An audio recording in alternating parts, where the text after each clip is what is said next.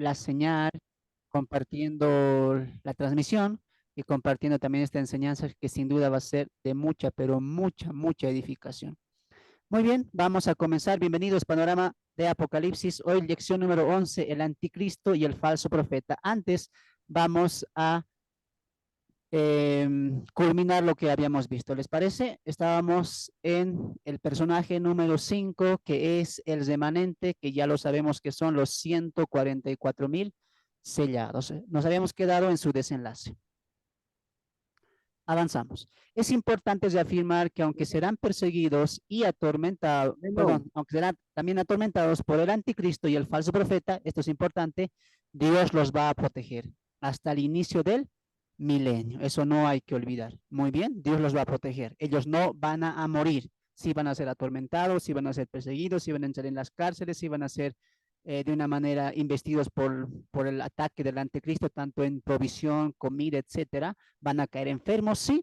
No es que tampoco van a estar protegidos, no, tampoco van a ser indestructibles. No piensen que van a ser como unos supermanes, no. Van a sufrir escasez, hambre, agua, etcétera, como los demás apóstoles sufrieron a lo largo de la historia y los profetas también.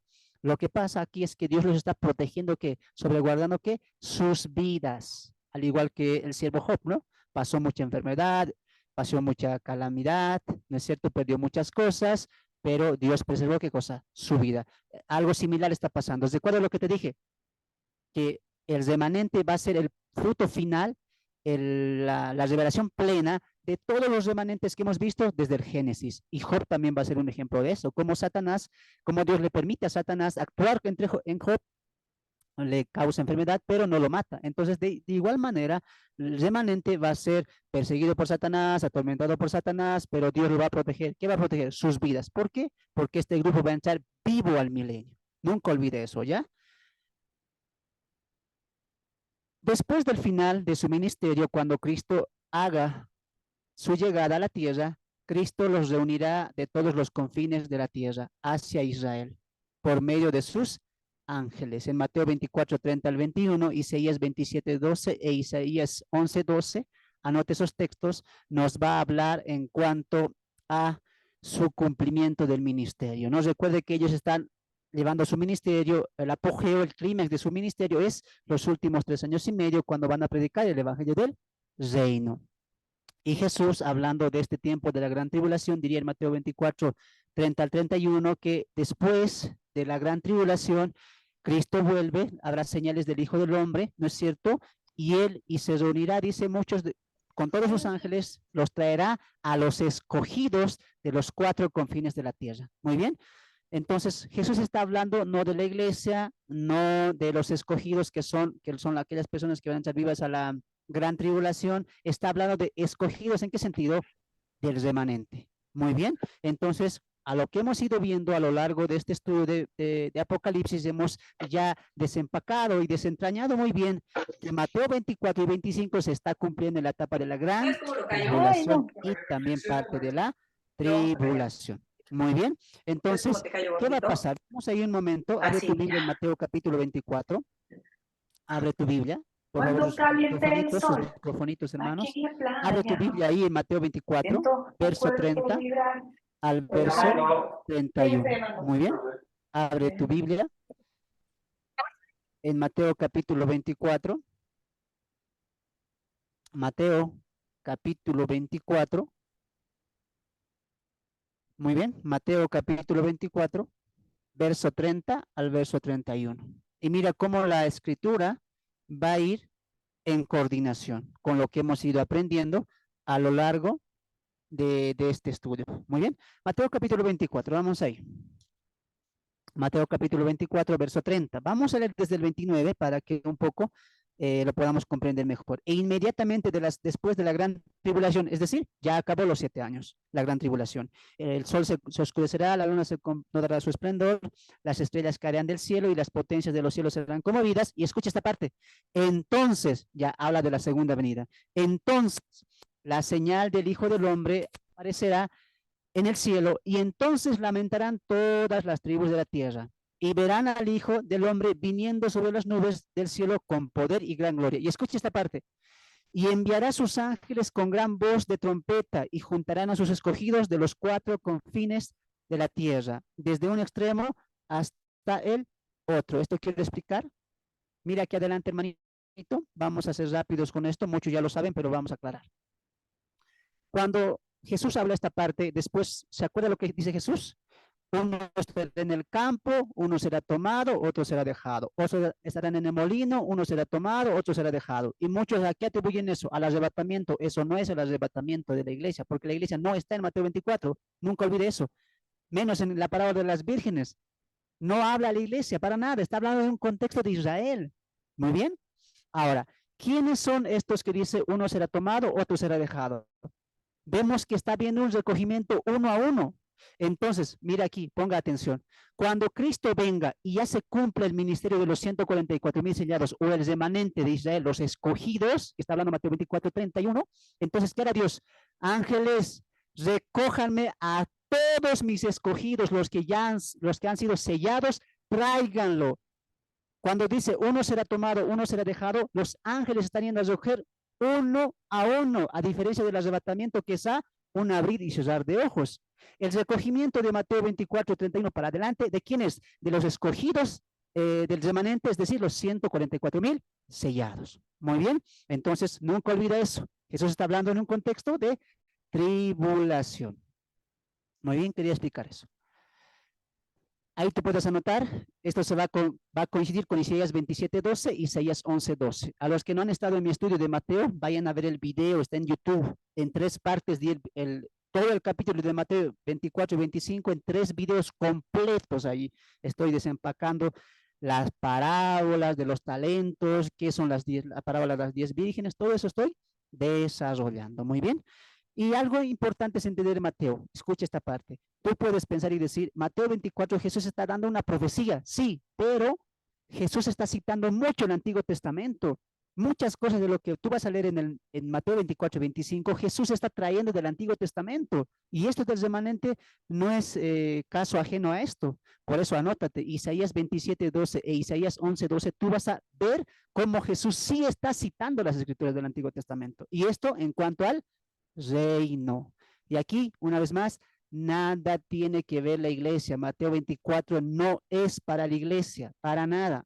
Ni las señales, ni la segunda venida, ni el recogimiento, ni la parábola, nada es para la iglesia. Todo es en un contexto del reino. Muy bien. Si tiene dudas, vaya a ver los videos, está en YouTube. Avanzamos.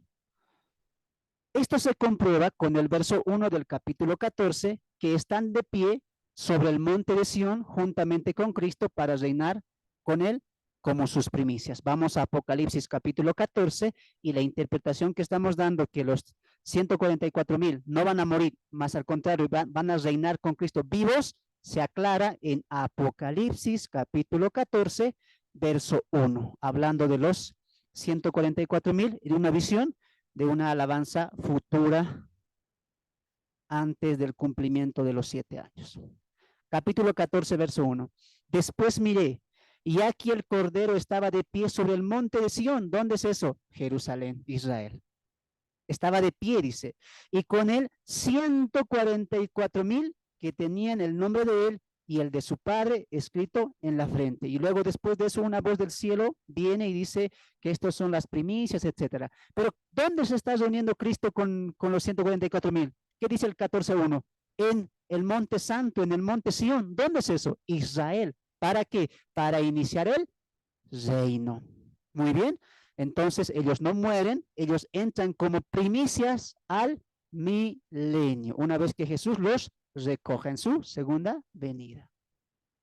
Por último, la palabra en pie nos resuelve la pregunta de las naciones en el capítulo 6:17 y la respuesta que nos da el Apocalipsis es que solo se mantendrán en pie el remanente de Israel por su vida, ¿no?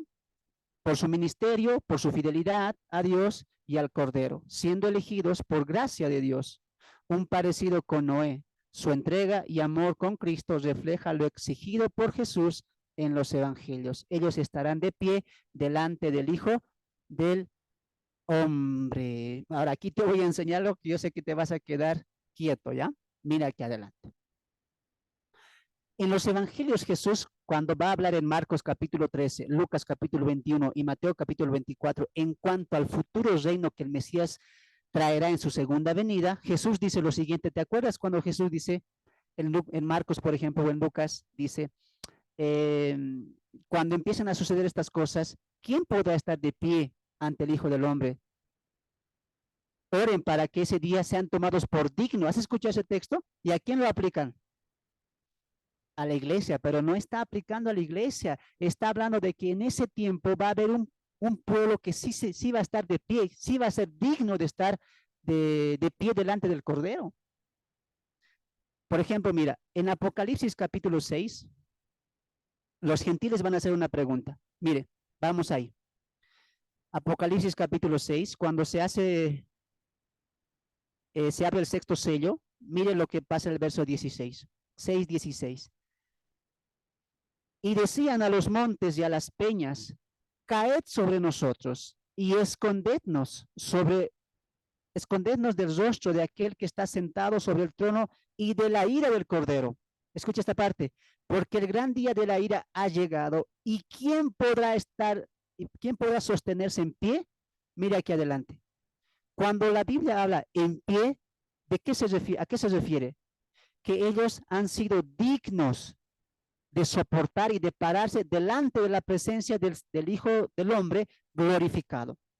Cuando entramos a los sellos, uno responde y dice, nadie, ¿quién va a poder estar parado? Pero escucha esta parte, el remanente sí. Cuando tú lees Marcos, Mateo y Lucas en progresión, vas a ver que Jesús dice, ¿quién va a estar de pie ese día? Oren para que ese día sean tomados por dignos. Esos dignos y esos que van a estar de pie cuando Él venga, ¿quiénes son? Los 144,000 sellados. ¿Por qué van a estar de pie delante del Cordero? ¿Por qué? ¿Porque han sido buenos hombres? ¿Por su ministerio? No, porque han sido revestidos de la justicia de Dios con el sello que Dios les da. Anote eso. Hermano, yo pensé que en su segunda venida nosotros éramos dignos, ¿no, hermanos? Recuerden siempre esto, Jesús en los evangelios está hablando del reino. A ver, miren aquí adelante un momento todos, aprendan esto o refrescaremos la memoria. En los evangelios, en los 4 evangelios, todavía no se está hablando del nuevo pacto, todavía no se está hablando de la iglesia como de manera plena como lo hace Pablo en sus 3 epístolas. Jesús todavía está hablando del reino, Jesús está ofreciendo el reino. ¿A quiénes? A judíos. ¿Cuándo empieza el nuevo pacto? ¿Cuándo empieza el trato pleno con la iglesia? Tras la muerte de Jesús inicia el nuevo pacto, donde la iglesia surge como bendición del nuevo pacto. Entonces tú cuando vayas a los evangelios, ¿con qué mente tienes que ir? Todavía está en un contexto judío, bajo la ley mosaica, ofreciendo el reino, y Jesús va a hablar del reino. Por eso en las partes escatológicas Jesús va a decir, ¿quién podrá ser digno de estar parado? ¿No es cierto? En Lucas dice él, oren para que sean tomados por dignos, levanten la cabeza, erguid la cabeza porque su redención está cerca. Dice, ¿a quién está hablando Jesús de eso? No a la iglesia. Yo sé que siempre lo has entendido. La iglesia, erguid la cabeza porque Cristo ya viene. Pero en un sentido interpretativo, teológico, no está hablando a la iglesia. ¿Podemos aplicarlo? Sí, como aplicación. Claro, la iglesia espera el regreso de Cristo. Claro, la iglesia es digna porque está revestida de Cristo. Sí, con la sangre de Cristo. Pero en un sentido teológico, siguiendo la línea, el trazo de los evangelios, Cristo está ofreciendo el reino a Israel. Y de Israel, ¿quiénes van a ser los dignos y quiénes se van a parar delante de él en su segunda venida? Los 144,000 sellados, el remanente. Por eso te dije, el remanente es el cumplimiento pleno de que de todos los hombres y pueblos y remanentes que Dios ha sobreguardado desde el Génesis que aprendimos la semana pasada, ¿te acuerdas? Desde Enoc, desde Abel, ¿te acuerdas? Todo eso se cumple en ¿quién? En el remanente de Israel. Nunca olvides eso. Nunca olvides eso. Por eso ahora tú entiendes el verso 14, cómo empieza. Y todos estaban en pie delante del Cordero. ¿Quién estaba en pie? Los 144,000 sellados. Entonces, el cumplimiento de la teología que arrastramos desde el Génesis, hablando de la línea de la fe, se cumplen los 144,000 sellados. Ellos son dignos de estar de pie delante de Dios en su segunda venida. ¿Por qué? Porque han sido revestidos de Cristo y Dios los ha sellado como primicias. Nunca olvides eso. Muy bien. Eso quería enseñar. Ahora vamos a avanzar. Ahí tú puedes anotar. Una vez más voy a leer. Mira, y con esto vas a entender. La palabra en pie nos resuelve la pregunta de las naciones. ¿Qué preguntaban? La ira del Cordero ha llegado. ¿Y quién podrá estar de pie? Dice. Y la respuesta, ¿cuál es? Los 144,000 sellados. Y la respuesta que nos da el Apocalipsis es que solo se mantendrán en pie el remanente de Israel, por su vida, por su ministerio, por su fidelidad a Dios y al Cordero, siendo elegidos por gracia. Esto hay que entenderlo muy bien. Por gracia de Dios, un parecido con Noé, ¿no es cierto? Su entrega, su amor por Cristo refleja lo exigido por Jesús en los evangelios. Ellos estarán en pie delante del Hijo del Hombre. Muy bien. Lucas 21, 34 al 36, Jesús va a hablar eso, ¿no? ¿Quién podrá estar delante de pie? ¿Quién podrá ser digno de escapar? Y Dios responde en Apocalipsis. Hay un grupo. ¿Quién? Los 144,000 sellados. ¿Te das de cuenta que Dios está tratando con Israel? Vemos en algún momento, hermanos, de los 7 personajes que Dios está tratando con la iglesia. Ahora entiendes por qué la iglesia ya no aparece en los capítulos, hasta el 3 aparece, luego no aparece más. Vuelve a aparecer en el capítulo 19, en las bodas del Cordero, pero después no vuelve a aparecer, porque la iglesia no va a pasar la gran tribulación. La gran tribulación es para Israel y las naciones gentiles y judías que van a creer en el reino, en el evangelio del reino, tras la predicación de los 2 testigos y los 144,000 sellados.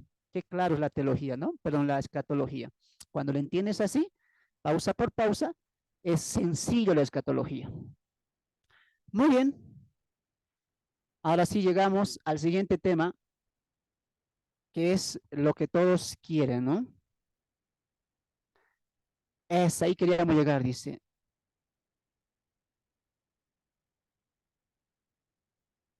Muy bien, vamos a continuar. Antes de continuar, amados hermanos, ¿se está escuchando bien el audio? A ver, confírmeme, ¿está Sí, bien el hermano. audio? Sí, se escucha bien. Muy bien, avanzamos Excelente. entonces. Avanzaremos. Bienvenidos a todos, a los que se están sumando, bienvenidos.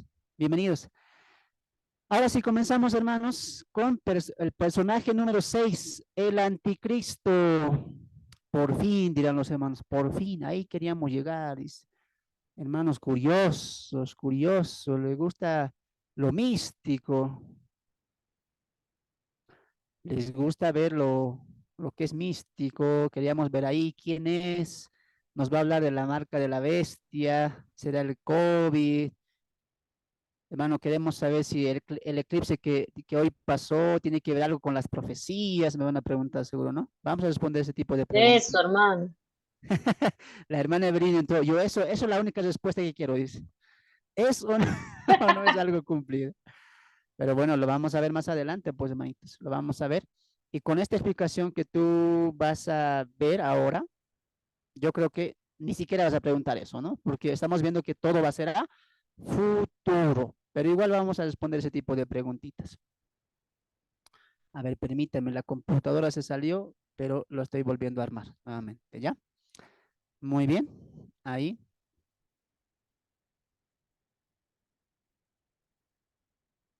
Ah, se retrocedió. A ver, vamos a avanzar un poco más. Esto es lo que vimos, no se preocupen, esto ya lo vimos. Ahora sí, acá está. Muy bien, ahora sí, abran sus Biblias. En Apocalipsis capítulo 13, entramos a el sexto personaje, la bestia del mar. Apocalipsis capítulo 13.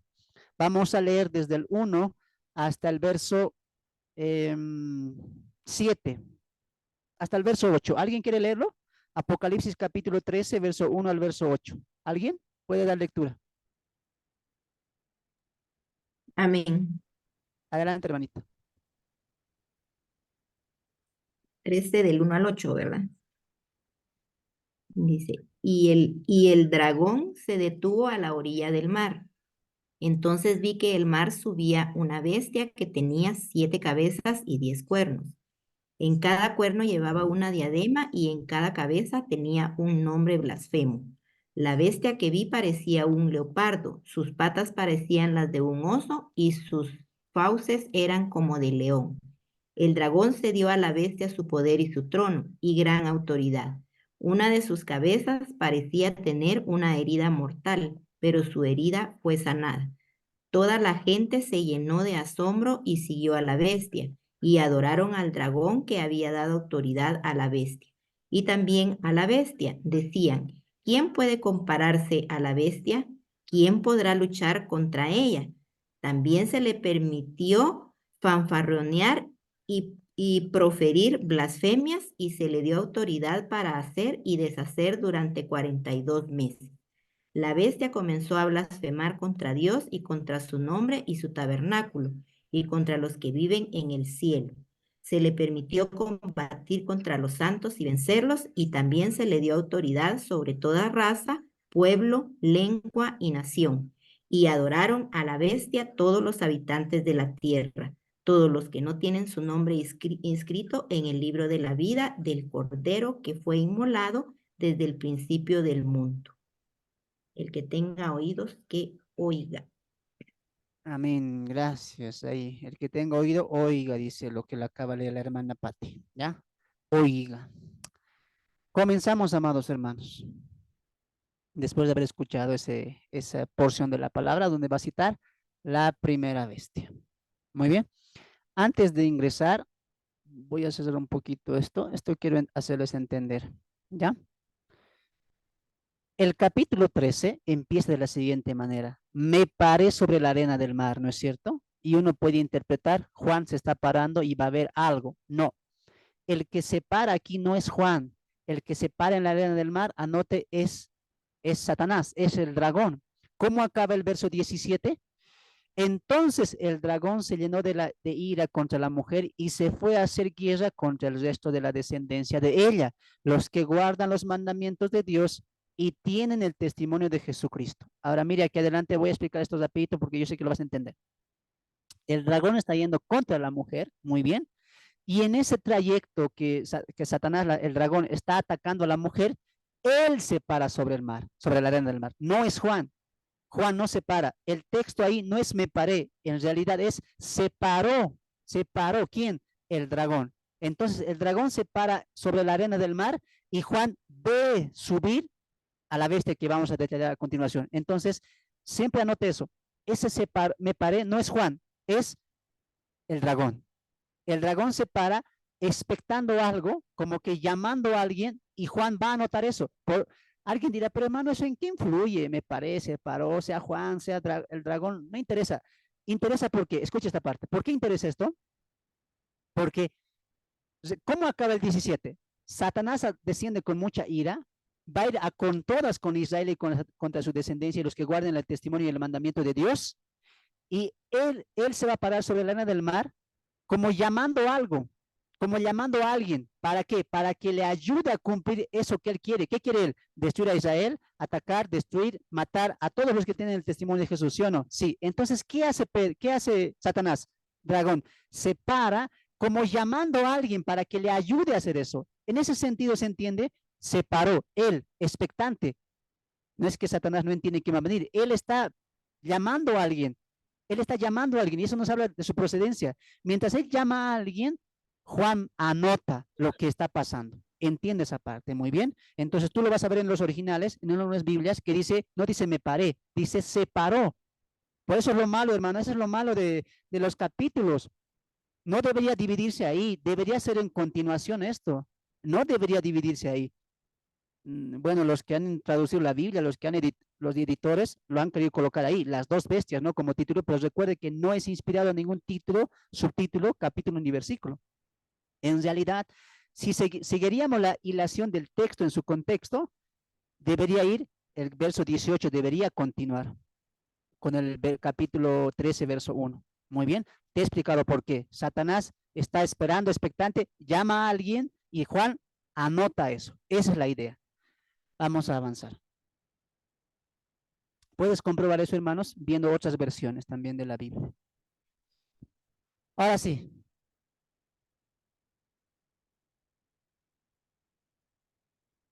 su origen.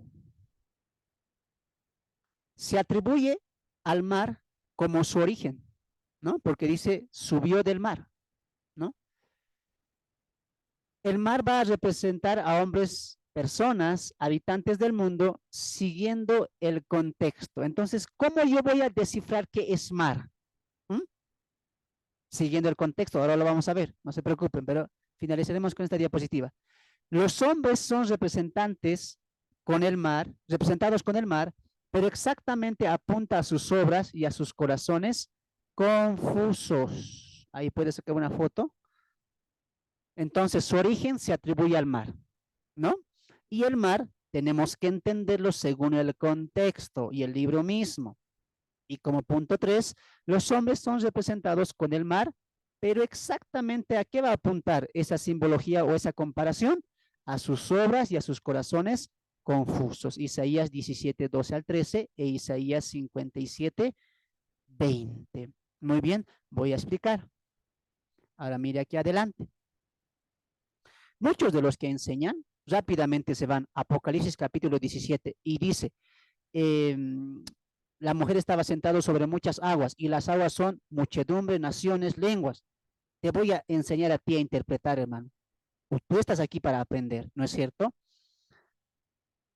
¿Qué es lo más lógico para descubrir qué es mar o cualquier palabra que quieras ver? El contexto. Alguien dirá, pero hermano, eso sigue en el contexto. No, eso está en el libro, pero no está en el contexto. Porque en el capítulo 17 va a hablar de la condenación de la gran ramera. Y aquí estamos viendo la visión de Juan en cuanto a las dos bestias que Satanás está llamando. ¿Cómo yo puedo saber qué es mar? El otro contexto habla de aguas, esto habla de mar. Muy bien. ¿Qué es mar? ¿Con qué lo simboliza? El contexto nos va a ayudar. ¿Les parece? Capítulo 12, verso 11. Capítulo 12, verso 11 del mismo Apocalipsis. Mira, vamos a ver el contexto. Ahí va a aparecer la palabra mar. ¿Y con qué lo va a relacionar? Sencillo. No hay donde confundirse. Y ellos lo han vencido por medio de la sangre del cordero y la palabra del testimonio de ellos. Y menospreciaron sus vidas hasta la muerte. Mira aquí esta parte. Por lo cual, alegraos cielos y los que moráis en ellos. Ay de los moradores de la tierra y del mar, porque el diablo ha descendido a vosotros con gran ira, sabiendo que tiene poco tiempo. ¿No? A ver, sus audios. Los voy a silenciar, ¿no? Según el contexto, ¿qué es mar? Tierra y mar, ¿a qué se refieren? A moradores, a habitantes. Y eso va a seguir solamente, no en este contexto, sino en la Biblia, en cuanto a su escatología, hablando, por ejemplo, del profeta Isaías. Isaías va a comparar al mar siempre con personas, siempre con gentes, siempre con humanidad. Muy bien. Ahora, ¿qué parte va a apuntar Isaías y Apocalipsis en cuanto a la humanidad en relación con el mar? No solamente, bueno, mar es humanidad, no, porque tiene un simbolismo también. Eso significa que va a haber un simbolismo de que nos va a hablar del carácter de las obras de la humanidad y del corazón de la humanidad. Por eso espero que se hayan notado los textos que se hayan en la diapositiva. En esos dos textos, Isaías en el primer texto lo compara. Los habitantes son como el mar, como las olas que son arriba y abajo, vienen de un lado y del otro. Así el corazón de Dios está confuso, dice. Entonces, cuando se va a hablar del mar como humanidad, se habla de la confusión de sus mentes, de la confusión de sus corazones. Está confundida, está apartada. No es una generación, una humanidad que está acercada a Dios, más al contrario, está apartada, está confundida. En el segundo texto, Isaías va a hablar de las obras y les va a decir, las obras de los no creyentes, de los incrédulos, que son como la arena, como el mar, diría él, son solamente de pura suciedad, de pura basura, lo va a decir. Mejor leeremos el texto ya, porque alguien puede decir, hermano, no te creo, pueden decir, ¿no? A ver, vamos al texto. Isaías, capítulo 57. Isaías capítulo 57, ¿ya? Alguien puede ver aquí un incrédulo, pues si no, vamos al texto, ya. Hermano Fernando, tal vez ha colocado por colocar. No, vamos al texto, ¿ya? Isaías capítulo 57. A ver, ya la memoria me falla, hermanos. Isaías 57, verso 20. Ahí está, Isaías capítulo 57, verso 20 dice lo siguiente. Pero los impíos son como el mar. ¿Quiénes son como el mar? Los impíos. Por eso es importante entender eso. Aunque el mar se compara con la humanidad, pero ¿con qué punto exacto se le compara al mar? Con los impíos. En el texto del 17, 12 al 13 lo va a comparar. Sus corazones son confusos, sus mentes están confundidas. Muy bien. Aquí Juan, perdón, Isaías, ¿cómo lo va a comparar? Pero los impíos son como el mar en tempestad, que no pueden estar quietos y sus aguas arrojan cieno y lodo. ¿De qué habla esto? Está claro, de las obras. Así como el mar arroja cieno y lodo, así son las obras de los impíos. Todas sus obras, ¿qué son? Cieno, basura, lodo.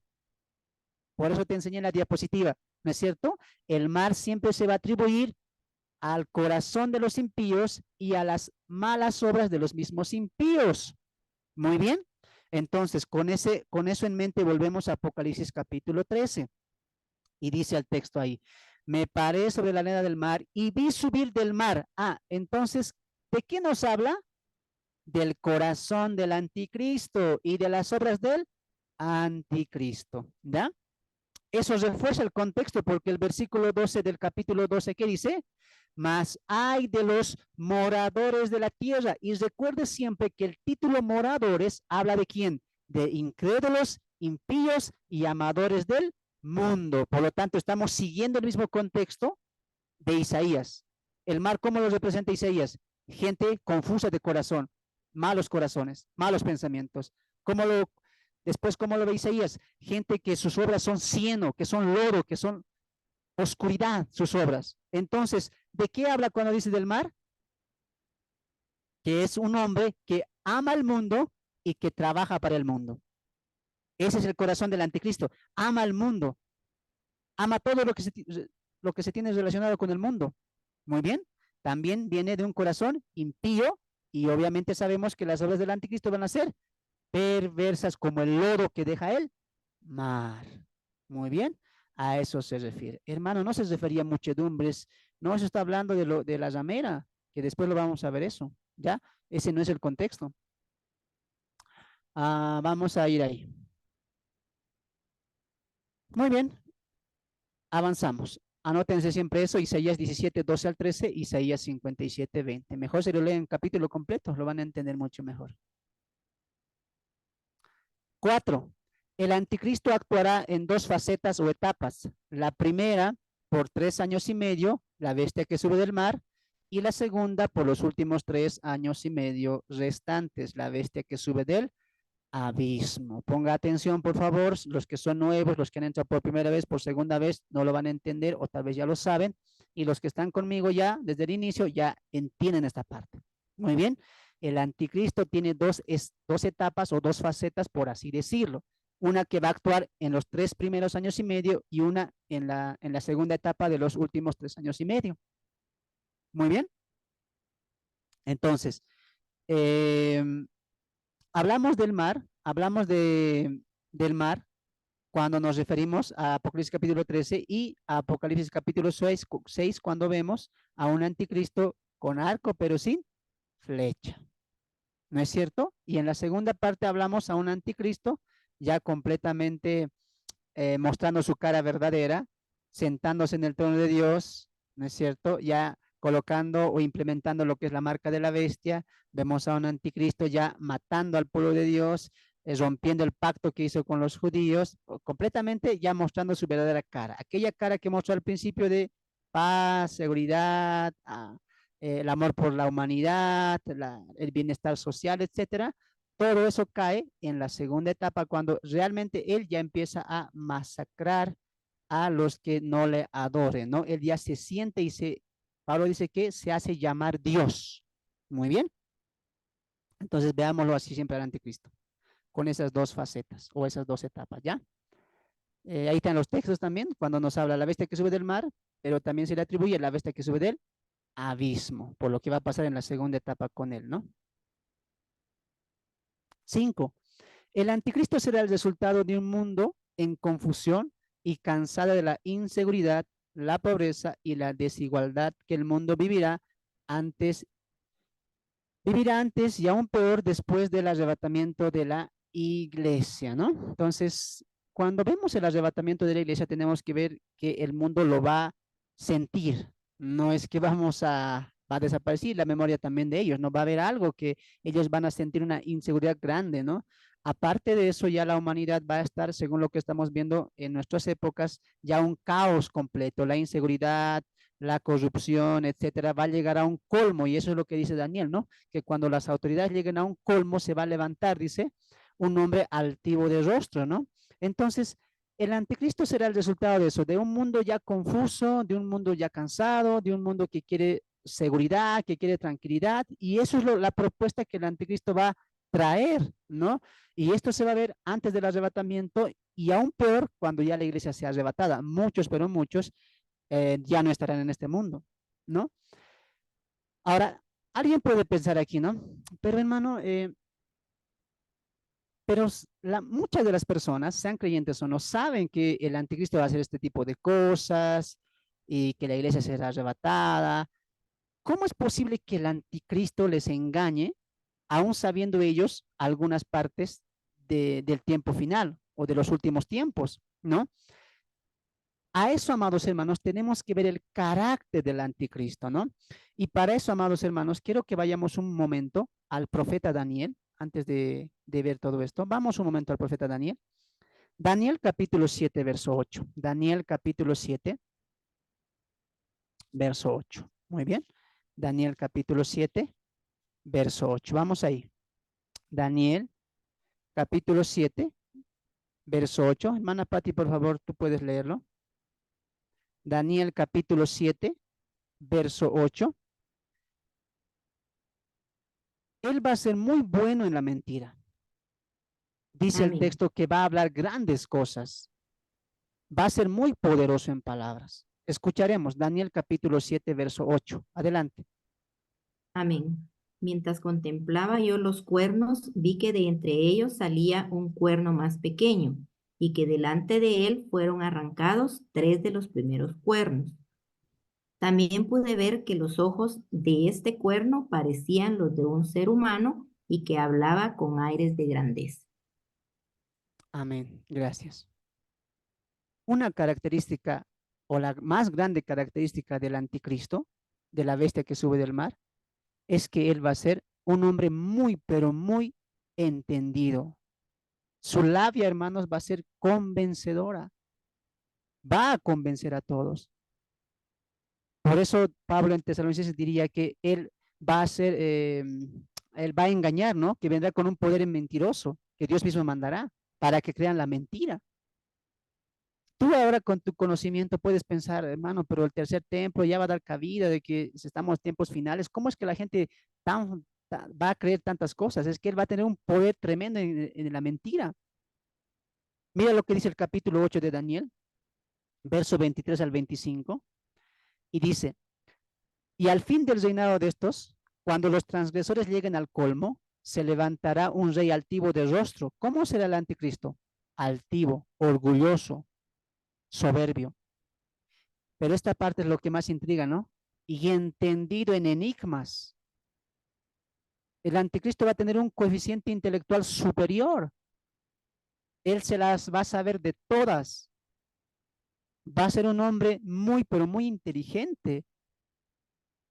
Sumado a su inteligencia, sumado a su labia, que va a hacer creer, que va a hacer prosperar la mentira, que va a engañar, que va a ser muy astuto, hermanos, el mundo va a caer redondito.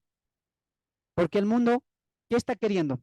Paz, seguridad, tranquilidad, etcétera, ¿sí o no? Que acabe ciertas cosas e injusticias, y peor con el arrebatamiento de la iglesia. Y él va a traer eso. Entendido en enigmas. y su poder se fortalecerá, mas no con fuerza propia, y causará grandes ruinas y prosperará, y hará arbitrariamente y destruirá a los fuertes y, a los y al pueblo de los santos. Con su sagacidad hará prosperar el engaño en su mano, y en su corazón se engrandecerá, y sin aviso destruirá a muchos. ¿Notó esa parte? Hará prosperar el engaño en su mano. Será un hombre muy, pero muy astuto. Sumado a lo que vamos a ver con el falso profeta, más las señales, el mundo va a caer. Ahora entiendes la unidad del falso profeta y el anticristo. El anticristo va a tener el poder de poder engañar las mentes, de llegar con la palabra adecuada, con las promesas adecuadas, con el engaño adecuado, y la gente no solamente va a escuchar las palabras, sino que va a ver el milagro que va a ser el falso profeta, y todo eso va a hacer que el mundo caiga ante los pies del anticristo, caiga rendida ante sus mentiras y crean esa mentira. Él los va a engañar. Muy bien. Entonces vemos ahí que el anticristo, amados hermanos, es el resultado de un mundo confuso y cansado. Él les va a dar lo que ellos quieren. ¿Qué es lo que ellos quieren? Que el mundo prospere, que el mundo continúe, que el mundo nunca se acabe, mejor que, al contrario, que mejore, ¿no? Que mejore. Y eso es lo que él va a hacer. 6. El apóstol Pablo nos da un origen primario, nos da su origen primario, cuyo advenimiento es por obra de Satanás. En 2 Tesalonicenses capítulo 2, verso 9, Pablo, hablando del mismo anticristo que le dice inicuo, le va a decir que su manifestación, su aparición es por obra de Satanás. Ahora entiendes cuando dice se paró sobre la arena del mar. Esa palabrita está haciendo una diferencia. Por eso no es bueno el capítulo 13 alejarlo del contexto del capítulo 12. ¿Quién está llamando a estos dos personajes que son las dos bestias? Satanás. ¿Para qué? Para cumplir lo que ya estaba pronosticado en el capítulo 12. Asesinar, destruir, perseguir y exterminar a la mujer y a la descendencia y a los que guardan los testimonios y los mandamientos de Dios. Muy bien. Entonces, ¿de dónde viene el origen o espiritual demoníaco? Es por lado de Satanás. ¿Ya? Satanás. Su propósito, engañar al mundo ofreciendo falsa paz y falsa seguridad, ¿no? Todo esto el anticristo lo va a cumplir en la primera etapa de los 3 años y medio. Muy bien, donde va a estar haciendo alianzas humanas, va a estar ganándose al mundo con sus mentiras, va a estar levantando también algunos imperios, las cuales después él gobernaría, él la tendría, después que se levanten los 10 reyes que vamos a ver más adelante. Muy bien, entonces, ¿cuál es su propósito? Engañar, ofreciendo falsa paz y falsa seguridad. 2. Tomar el control del mundo que se le dará por medio de alianzas humanas y por entrega de los 10 reyes futuros. Y esto es importante entender porque como lo hemos visto en todo ese tiempo de las enseñanzas, amados hermanos, el anticristo, aunque comience la semana 70, va a haber un tiempo post, ¿no? Post gobierno de él. Porque recuerda que según lo que está enseñando Apocalipsis, 10 reyes tienen que levantarse. Y dice el texto que por un tiempo, ¿no? Y que estos también le van a entregar su gobierno al anticristo. ¿No ve? A ver, sus micrófonos los voy a silenciar, hermanitos. Muy bien. Entonces, tomará el control que se le dará por medio de las alianzas humanas. Y esto es lo más importante, ¿no? Según la visión de la estatua de Nabucodonosor, el mismo Daniel nos dice que en parte barro, en parte hierro. ¿Por qué? Porque su reino será por medio de alianzas humanas. Y esto que será su fuerza también será su parte débil o su talón de Aquiles, como alguien diría, ¿no? Lo que le va a hacer fuerte, a la final lo va a destruir. Y eso lo vamos a ver a lo largo del Apocalipsis hasta llegar al 19. Muy bien.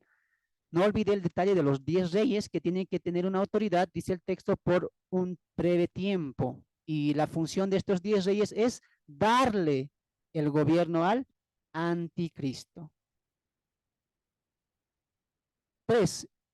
Irá a exterminar a toda la nación de Israel y los que aún no se dobleguen a su gobierno, sean judíos o no, ¿no?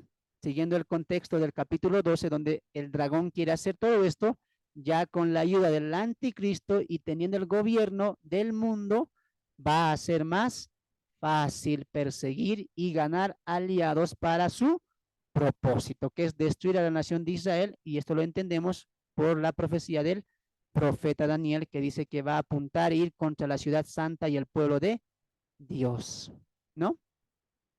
4. Blasfemar y ocupar el trono del mismo Dios altísimo, ¿no? El capítulo 13 de Apocalipsis nos dice que se le dio una boca que hablaba blasfemias contra Dios, dice, ¿no?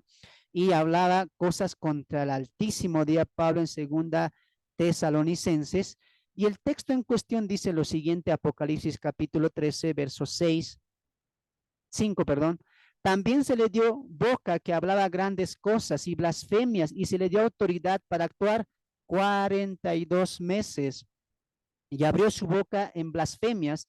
Esas blasfemias, amados hermanos, también lo hemos visto, ¿no? En el capítulo 13:1, cuando dice, y sobre sus cabezas un nombre blasfemo, ¿no? Esa blasfemia siempre se refiere a un insulto, a tal vez a un desprecio contra el Cristo. Recuerda que por eso es el anticristo. Él va a blasfemar contra Dios. Él va a poner al mundo en contra de Dios. Muy bien. Algunos piensan que él va a gobernar el mundo y él se va a hacer pasar por Cristo. Y esto quiero dejar clarito. A veces nos enseña, hermanos, que anticristo, él se va a hacer pasar por Cristo, ¿no? Y que el mundo le va a adorar porque él va a decir, yo soy el Cristo, ¿no es cierto? Eso es lo que a veces muchos pensamos, siguiendo lo que se está siguiendo, ¿no? Pero ya en este punto, hermanos, en este punto, el anticristo no va a decir yo soy el Cristo, va a decir el Cristo que ustedes esperan, él es el malo, yo soy el bueno. Él se va a hacer adorar abiertamente como lo que él es. Él es un engañador, el que hizo prosperar la mentira, el que los va a tener al mundo entero. Y a través de él, dice el texto, que les van a adorar a la misma, al mismo dragón. Entonces, para este punto de la historia, por eso nos ayuda a entender esto con relación a Pablo en Tesalonicenses, que el texto dice que se sentará en el trono de Dios, haciéndose pasar por Dios, hablará como Dios y hablará contra Dios. Entonces, él va a hablar contra Dios, no va a decir yo soy Dios, contra ese Dios va a hablar, contra el único Dios, y va a decir, dejen, él es el malo, yo soy el bueno, va a decir. Va a poner al mundo entero contra el Dios único y verdadero. Ahora entiendo una cosa, para esta etapa de la historia, ya el mundo entero ha visto a Dios, su juicio, ha visto su ira. Por eso en el sexto sello que dice, ¿quién nos podrá guardar o cubrir de la ira del Cordero que está sentado ahí en el cielo? Entonces el mundo entero ya ha visto que Dios sí existe. Y lo más raro, bueno, lo más impresionante para mí es que el anticristo va a engañar al mundo entero para que el mundo entero esté contra ese Dios. Muchos de los teólogos afirman, ¿no? Y esto es muy acertado, que él les va a poner en contra. En este caso, para nosotros, ¿quién es el malo? Satanás. ¿Y quién es el bueno? Dios. En ese tiempo, con la sagacidad que él va a tener, con el intelecto que va a tener, dice el texto, entendido en enigmas, con la ayuda que va a tener del falso profeta, que va a hacer completamente señales, con la ayuda que va a tener también el dragón juntamente con el anticristo, y con aquella herida de muerte que fue sanada, hermano, el mundo va a caer completamente subyugado al pensamiento y a la ideología que el anticristo va a colocar, y él va a decir, yo soy el bueno, yo quiero dar lo mejor para ustedes, podemos mejorar el mundo, él es el que no quiere. Por eso el mundo va a estar contra Dios y abiertamente le van a ofender, abiertamente le van a adorar, como también abiertamente van a adorar al anticristo como persona. Lo que te estoy diciendo es lo siguiente, no van a decir, anticristo, tú eres nuestro Cristo, tú eres nuestro Mesías, no le van a decir eso, eso ya pasó en la primera etapa. En esta etapa ya, cuando ya estamos llegando al clímax, a la destrucción del anticristo, él va a decir, yo soy Dios. Él es el malo, yo soy el bueno, adórenme a mí. Rehúsenle, blasfémenle. Ahora entiendes por qué en las trompetas y en las copas, mucha gente, ¿qué va a decir? Sufriendo las llagas, sufriendo la mortandad que Dios trae por sus juicios, ¿qué va a decir? Aún así, no se arrepintieron y blasfemaron contra Dios, dice sí o no. Entonces, en ese tiempo, el mundo va a tener conocimiento de Dios, sí, pero aún así le va a rechazar y va a adorar abiertamente la imagen de Cristo, del anticristo. Tremendo eso. Y ahí, ¿qué se cumple? La apostasía de Pablo en 2 Tesalonicenses capítulo 2, cuando el apóstol dice, no vendrá sin que antes venga la apostasía y se manifieste el hijo de perdición, ¿sí o no? Habla de cuando él ya será subido del abismo, cuando completamente vaya a matar, vaya a hacer la marca de la bestia, haga hacer su imagen, la última etapa de los 7 años, ahí él se va a levantar y va a mostrar su verdadera cara. Entonces, Pablo, ¿qué nos está enseñando? Esa apostasía de Tesalonicenses no es que la iglesia ahora está bailando, que pastores predican prosperidad, que pastores lucran con el dinero. No, no, eso no es apostasía. Apostasía en Tesalonicenses, que es un pasaje escatológico apuntando al anticristo, es cuando él va a engañar al mundo entero y el mundo, es decir, los suyos, van a adorarle abiertamente a él, se van a poner su marca y abiertamente van a blasfemar contra Dios. Abiertamente. Date una idea de cuán oscuro va a estar ese mundo. Ni siquiera hoy en nuestros días, por lo menos alguien que no cree en Cristo, que es católico o por lo menos que es ateo, puede blasfemar. Por lo menos hoy no hay eso. En ese tiempo, hermanos, la gente va a blasfemar contra Dios. Ejemplo de eso vemos algunos de los juicios que Dios va a descargar y el mundo no se va a arrepentir. Va a adorar a los demonios, dice, y va a blasfemar contra Cristo y contra Dios, contra su tabernáculo. El mundo va a estar completamente en oscuridad, por lo que ya hemos visto en cuanto a las trompetas también. Muy bien, entonces, la apostasía de Tesalonicenses nos habla de eso, ¿no? De la apostasía universal. Muy bien.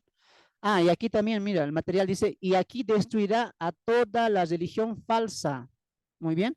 Hagamos esto también. Recibir la autoridad del dragón, dar rienda suelta a la adoración abierta al dragón. Este va a ser un propósito importante del anticristo, ¿no?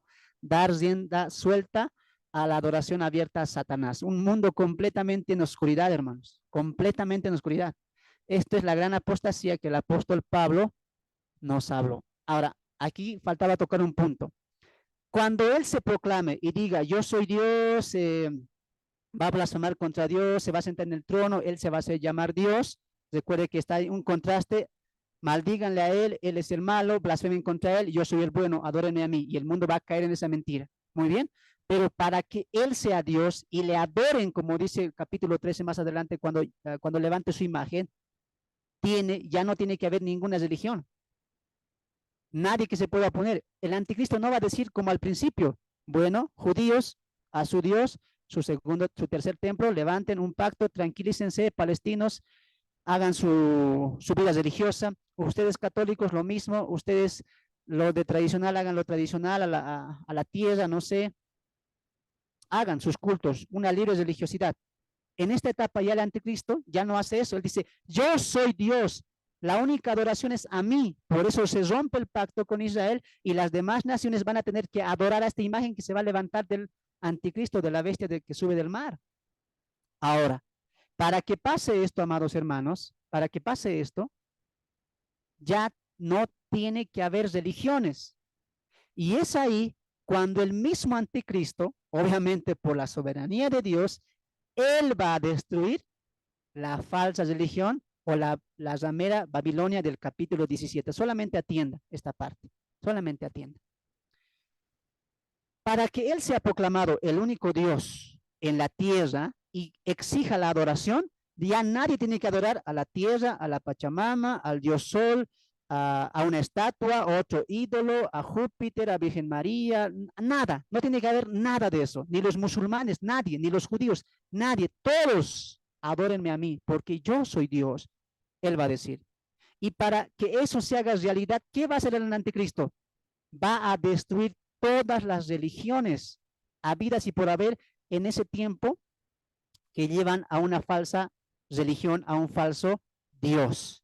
Y esto se complementa con lo que vemos en Apocalipsis capítulo 17, ustedes ya saben la historia, pero vamos a irnos al punto final. Verso 15. Verso 15. Apocalipsis capítulo 17, recuerden que la mujer ramera está sentada, ¿sobre quién? Sobre la bestia. En esta bestia, ¿quién es? El anticristo. Me dijo también, 17:15, me dijo también, las aguas que has visto donde la ramera se sienta son pueblos, muchedumbres, naciones y lenguas.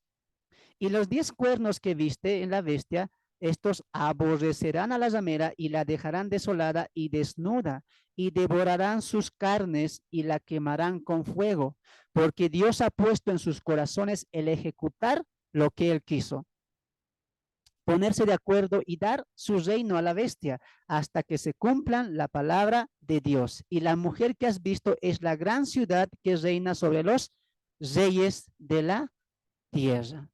Entonces, ahora vamos a ver eso de la ciudad, no se preocupen, pero en el capítulo 17 nos habla de una Babilonia religiosa, el cual el mismo anticristo con su gobierno destruirá. ¿En qué punto pasará eso? Cuando él se proclame como Dios. Ya no hay religiones, ya no hay más adoración. Yo soy el único que tiene que ser adorado. Y para hacer eso, ¿qué hace? Destruye. Entonces, Dios usa al mismo anticristo para destruir las falsas religiones. Dios sigue teniendo el control. Con las religiones destruidas, con la Babilonia religiosa destruida, que no es la iglesia católica, son todas las religiones habidas y por haber, desde el Génesis, específicamente también desde Nimrod, ha habido muchas falsas religiones, todo eso va a llegar a un final. Dios, ¿cómo acaba eso? No lo hace él, utiliza al anticristo. Qué interesante eso, ¿no? Lo utiliza y así se destruye la vida religiosa de la mujer conocida como la mujer ramera de Apocalipsis capítulo 17. Ahí acaba el ministerio o el engaño de Satanás con las falsas religiones, llevando a una sola. O sea, Satanás estaba buscando la desviación del hombre siempre. Pero como ya estamos en Apocalipsis, Satanás mismo quiere que todo eso se lleve a un solo punto, a un solo hombre, al anticristo. O sea, todo lo que Satanás estaba sembrando va a ir a un solo punto, al anticristo. La adoración a él, la exaltación a él, la inclinación a él, la alabanza a él, etcétera, ¿no? Y para eso, Dios mismo orquesta todo eso para que todo se consuma. Avanzamos.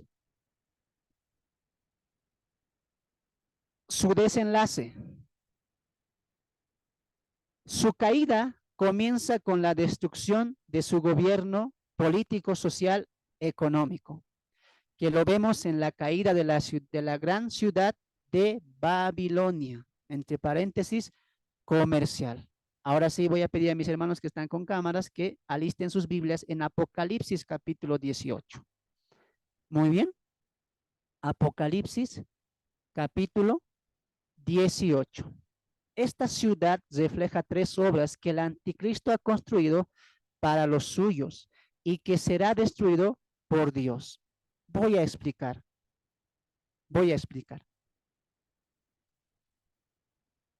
Yo sé que muchos han leído Apocalipsis capítulo 17 y 18. Los que no, lean, hermanos. A ver, voy a explicar. Apocalipsis capítulo 17 y capítulo 18, en los 2 capítulos tú vas a ver la gran ciudad, Babilonia. Muy bien. Pero cuando tú lees el capítulo 17, ves algo religioso. Es una mujer la cual se ha embriagado de la sangre de los mártires, que han matado a los justos de Dios. Muy bien. En el capítulo 17 se va a apuntar a una Babilonia religiosa, la cual, como hemos visto, el anticristo va a destruir la Babilonia religiosa. Todas las religiones van a llegar al final de su culmino, porque todas han sido Un engaño, una mentira, una propuesta que Satanás ha dado al mundo. ¿Desde dónde? Desde Nimrod en Génesis capítulo 10. Si vamos más atrás, Satanás empezaría con todo eso, ¿no es cierto? Pero específicamente ya con Nimrod se aclara mucho todo eso con la torre de Babel. Muy bien. Eso llega a su culmino. Pero en el capítulo 18 vemos una destrucción de una ciudad física. Una ciudad física. Voy a poner en este sentido. Y espero que así me entiendas. En el capítulo 17, Juan va a hablar de la destrucción de la Babilonia religiosa. Todas las religiones hasta aquí llegaron. Hasta aquí hicieron sus fechorías, sus ministerios, todo. Llegaron hasta aquí. Pero para la época, amados hermanos, el anticristo va a levantar una ciudad física, literal, que Dios va a destruir. Y el texto dice varias veces en una hora, es decir, en un tiempo determinado. Entonces, velo así. El 17, Babilonia religiosa. El 18, Babilonia comercial. Puedes anotar eso. El 17, Babilonia religiosa. Fin de esta religión falsa, para siempre. ¿Quién lo destruye? Satanás. ¿Por obra de quién? ¿Por mandato de quién? De Dios. Muy bien, el anticristo, perdón, destruye eso. En el 18, Dios lo va a destruir. Pero ya no es algo religioso, algo simbólico espiritual. Ya es una ciudad física. Ahí es cuando le dice, salid de ella, pueblo mío, dice. No sean participantes de esa ciudad. Si habla de una ciudad física, y aquí, hermanos, sí es una ciudad física. Sí es una ciudad que el anticristo va a levantar. Con el nombre de Babilonia, no lo sabemos. Pero es importante entender el título de Babilonia. Y ahí sería muy bueno que tú estudies historia y veas cómo esa ciudad ha sido de gran importancia en el mundo antiguo. Tanto que muchos han querido poseer esa ciudad de Babilonia por su posición geográfica, por la riqueza mineral, por las cantidades de conexiones que tenía en comercio. Era una ciudad muy requerida, muy importante. Te animo a que tú veas no sé, una historia o ya hay documentales de esta ciudad. Velo, en YouTube hay muchos y tú vas a entender mucho mejor esto, lo que estaba pasando con la Babilonia en el mundo antiguo, y un poco de eso también va a hablar el Antiguo Testamento. Entonces, el 18, ¿qué es? Una ciudad física. Ahora, dentro de esa ciudad, tres aspectos importantes el anticristo ha construido. A ver, todo gobierno, hasta Cristo, tiene su lugar donde va a establecer su trono, su reino, ¿sí o no? Aunque Cristo va a gobernar todo el mundo, ¿desde dónde va a ser su trono de Cristo? Desde Israel. Ese va a ser su territorio, esa va a ser su ciudad, de donde Él va a gobernar a todo el mundo. Y ese va a ser el eje, el centro de todo el mundo. Atención, por favor. En el tiempo del milenio, las personas van a ir a Israel a adorar a Cristo. Van a ir a Israel a dar pleitesía a Cristo. Israel va a ser el centro, la ciudad clave del gobierno de Cristo. Muy bien. De igual manera, para que entiendas, el anticristo va a gobernar gran parte del mundo entero, pero va a tener también un lugar donde va a ser su trono, una ciudad de donde él va a proveer muchas cosas. ¿Dónde va a ser eso? ¿Dónde es esa ciudad? Babilonia. Muy bien. Ese es ese lugar, Babilonia, donde el anticristo ha dado poder a tres cosas: lo político, lo social y lo comercial. Muy bien. Y Dios en el 18 va a destruir esa ciudad. Muy bien. Espero que me hayan entendido. A ver, preguntaremos. Hermano, ¿han entendido esa parte? La ciudad de donde va a gobernar el anticristo, que es Babilonia. ¿Se entendió esa parte? Si no, lo vuelvo a explicar. Ahí creo que no están. A ver, Se oyó cortado, hermano, si lo puede repetir, por favor. muy bien. ¿Se está oyendo entrecortado, hermanita? ¿O a Desde, veces? desde los 3 puntos que iba a decirse, ya no se escuchó bien. Ahora, ¿cómo se está escuchando? Ahora sí, ¿Ahora se está escuchando bien? sí, hermano. Hola, hola. Sí, ahora sí. Ok. Perdón, hermanitos, mil disculpas. A veces así es. Entonces, miremos aquí una vez más, vamos a explicar. Satanás es un experto en imitador, muy bien. Y todo rey, hasta en tu país, hasta en mi país, nuestro presidente, aunque gobierne nuestro país, tiene un palacio, tiene un lugar, ¿sí o no? De donde él gobierna, ¿sí o no? Sí, lo mismo pasa con Cristo. Cristo, ¿desde dónde va a gobernar? Desde Israel, desde Jerusalén. Esa va a ser la ciudad sede, centro de la cual Cristo va a gobernar el mundo entero. En el tiempo del anticristo, como él va a gobernar el mundo entero, también va a edificar, se va a edificar en una ciudad. Y de esa ciudad, él va a proveer bienestar político, bienestar social y bienestar comercial. Muy bien. Entonces, en el capítulo 18 vemos la destrucción de esa ciudad y esa ciudad es física, va a existir. ¿Dónde será? No lo sé. ¿Será Estados Unidos? No lo sé. ¿Será Rusia?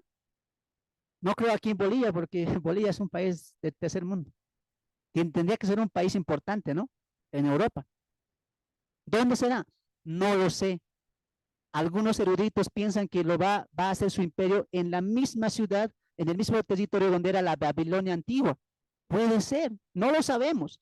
Lo que sí el texto está arrojando es que el anticristo va a edificar una ciudad. ¿De donde qué va a salir? Político, social, comercial. Muy bien. Y en el 18, eso Dios va a destruir. Mira aquí adelante. En el 17 se destruye la Babilonia religiosa, no más falsa religión. En el 18 se destruye la Babilonia comercial, política, social, la ciudad. Dios la destruye. 17, 18. Muy bien. ¿Se entendió eso? Ahora sí. Amén, hermano. Amén, hermano. Amén. Gracias. Amén. Muy bien. Ahora sí. Ahora sí entramos. No sabía cómo explicar eso, hermanos. Ustedes son muy inteligentes, rápido captan. En esta ciudad refleja tres obras que el anticristo ha construido para los suyos y que será destruido por Dios. Recuerde que ya hemos entrado a la Babilonia comercial. Muy bien. Tres obras va a ser grandes aquí el anticristo. Por así decirlo, para que entendamos, va a ser la casa grande del anticristo, la ciudad donde él va a hacer todo su imperio. Muy bien. Entonces, inciso A, ¿cuáles son esas tres obras? Él va a dar desde ahí la estabilidad comercial. Lo segundo, estabilidad política. Tercero, estabilidad social. Voy a darles un tiempito para que anoten o saquen una foto. Vamos a culminar esta diapositiva con esta última parte, ¿ya? Saquen una foto, vamos a explicar ya. Aquí se viene lo bueno. Saquen una foto rapidito o copien, ¿ya? Entonces, esta ciudad refleja tres obras que el anticristo ha construido para los suyos y será destruido por Dios. Ojo que esta ciudad, él lo construye para los suyos, para infundir su imperio, ¿no? Y a los que estén con él, recuerda ya que para esta época, para este tiempo, ya él tiene muchos, pero muchos súbditos y él ya está controlando gran parte del mundo venidero. Y desde esa ciudad, ¿qué va a hacer? Estabilidad comercial, estabilidad política y estabilidad social. Si te das de cuenta, hermano, todo es humanitario, ¿sí o no? Todo es terrenal. Todo es terrenal, ¿no? Estabilidad comercial, política, social. Todo es humanista, todo es terrenal, porque el anticristo, ¿qué va a prometer? Cosas terrenales. Cuando vamos a entrar al milenio, tú vas a ver la diferencia. Lo que Cristo va a proveer va a ser siempre estabilidad espiritual, ¿ya? Muy bien, ahora sí, vamos con los textos. Hermana Patti, Apocalipsis capítulo 18, verso 11 al 16. Apocalipsis capítulo 18, verso 11 al 16. Vamos con la estabilidad comercial. ¿Qué significa eso? Que desde esa ciudad, Dios, Satanás y el anticristo, ¿qué van a hacer? Van a proveer economía. Va a haber muy buen comercio. En pocas palabras, te lo voy a poner así, hermano. Va a haber dinero, para que entiendas, ¿ya? Va a haber dinero. Va a haber mucho dinero, va a haber una estabilidad muy buena, porque el anticristo va a hacer eso y con eso va a ganar el mundo entero, pues. Muy bien. Apocalipsis capítulo 18, verso 11 al 16. Vamos a ver un poco ya cuando ya la ciudad va a ser destruida y mira lo que pasa en cuanto a lo económico. Capítulo 18, verso 11 al 16. Adelante. Amén. Y los comerciantes de la tierra llorarán y harán lamentación por ella, porque ya nadie les comprará sus mercaderías, ni sus cargamentos de oro, plata, piedras preciosas, perlas, telas de lino fino y seda, de color púrpura y rojo, y toda clase de madera aromática, toda clase de objetos de marfil y maderas preciosas, cobre, hierro y mármol, canela, especias aromáticas, incienso, mirra, perfumes, vino, aceite, flor de harina, trigo, bestias, ovejas, caballos y carros, y aún esclavos que son vidas humanas. Los frutos que tanto deseabas se han alejado de ti. Has perdido todas las cosas exquisitas y espléndidas, y jamás las recuperarás. Eso dirán los que comerciaban con todo esto y que se enriquecieron a costa de ella.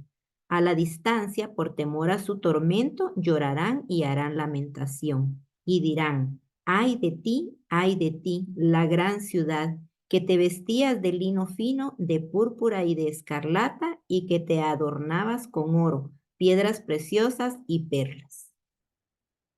Hermana Patti, cuando tú leíste maderas, mármol, canela, vino, aceite, ¿a qué te hace mención? ¿Todo esto cuesta dinero, sí o no? Sí, cuesta. Habla del dinero. Esa ciudad va a proveer económicamente mucho.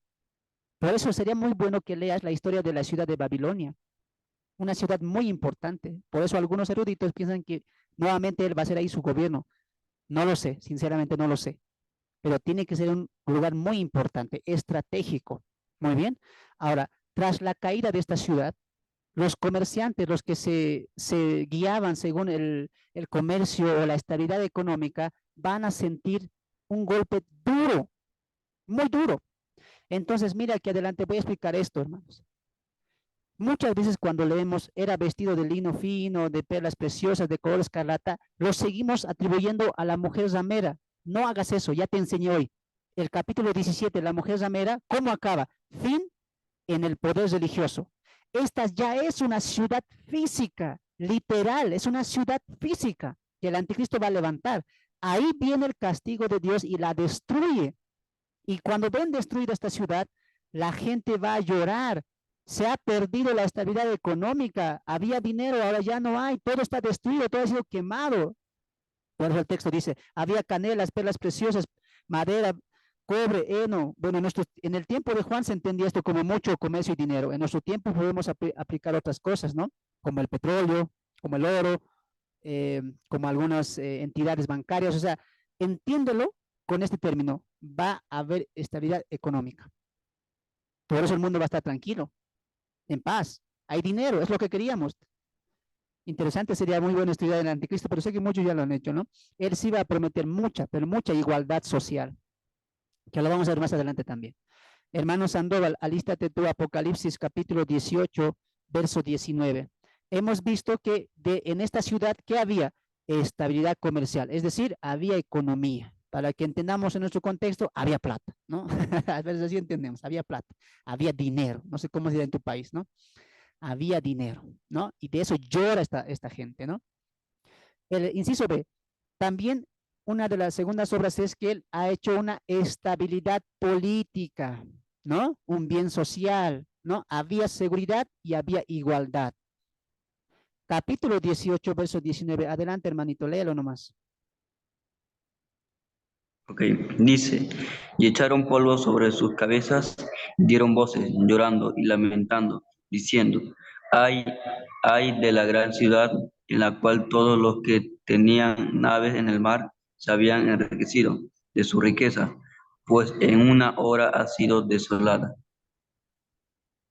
Amén. ¿Qué vemos ahí? Lamento, tristeza, quebranto, llanto. ¿De quiénes? De los que han sido, obviamente está hablando de los seguidores del anticristo. Ellos se van a lamentar porque están viendo la ruina de esa ciudad impetuosa que él ha levantado, donde estaba su trono.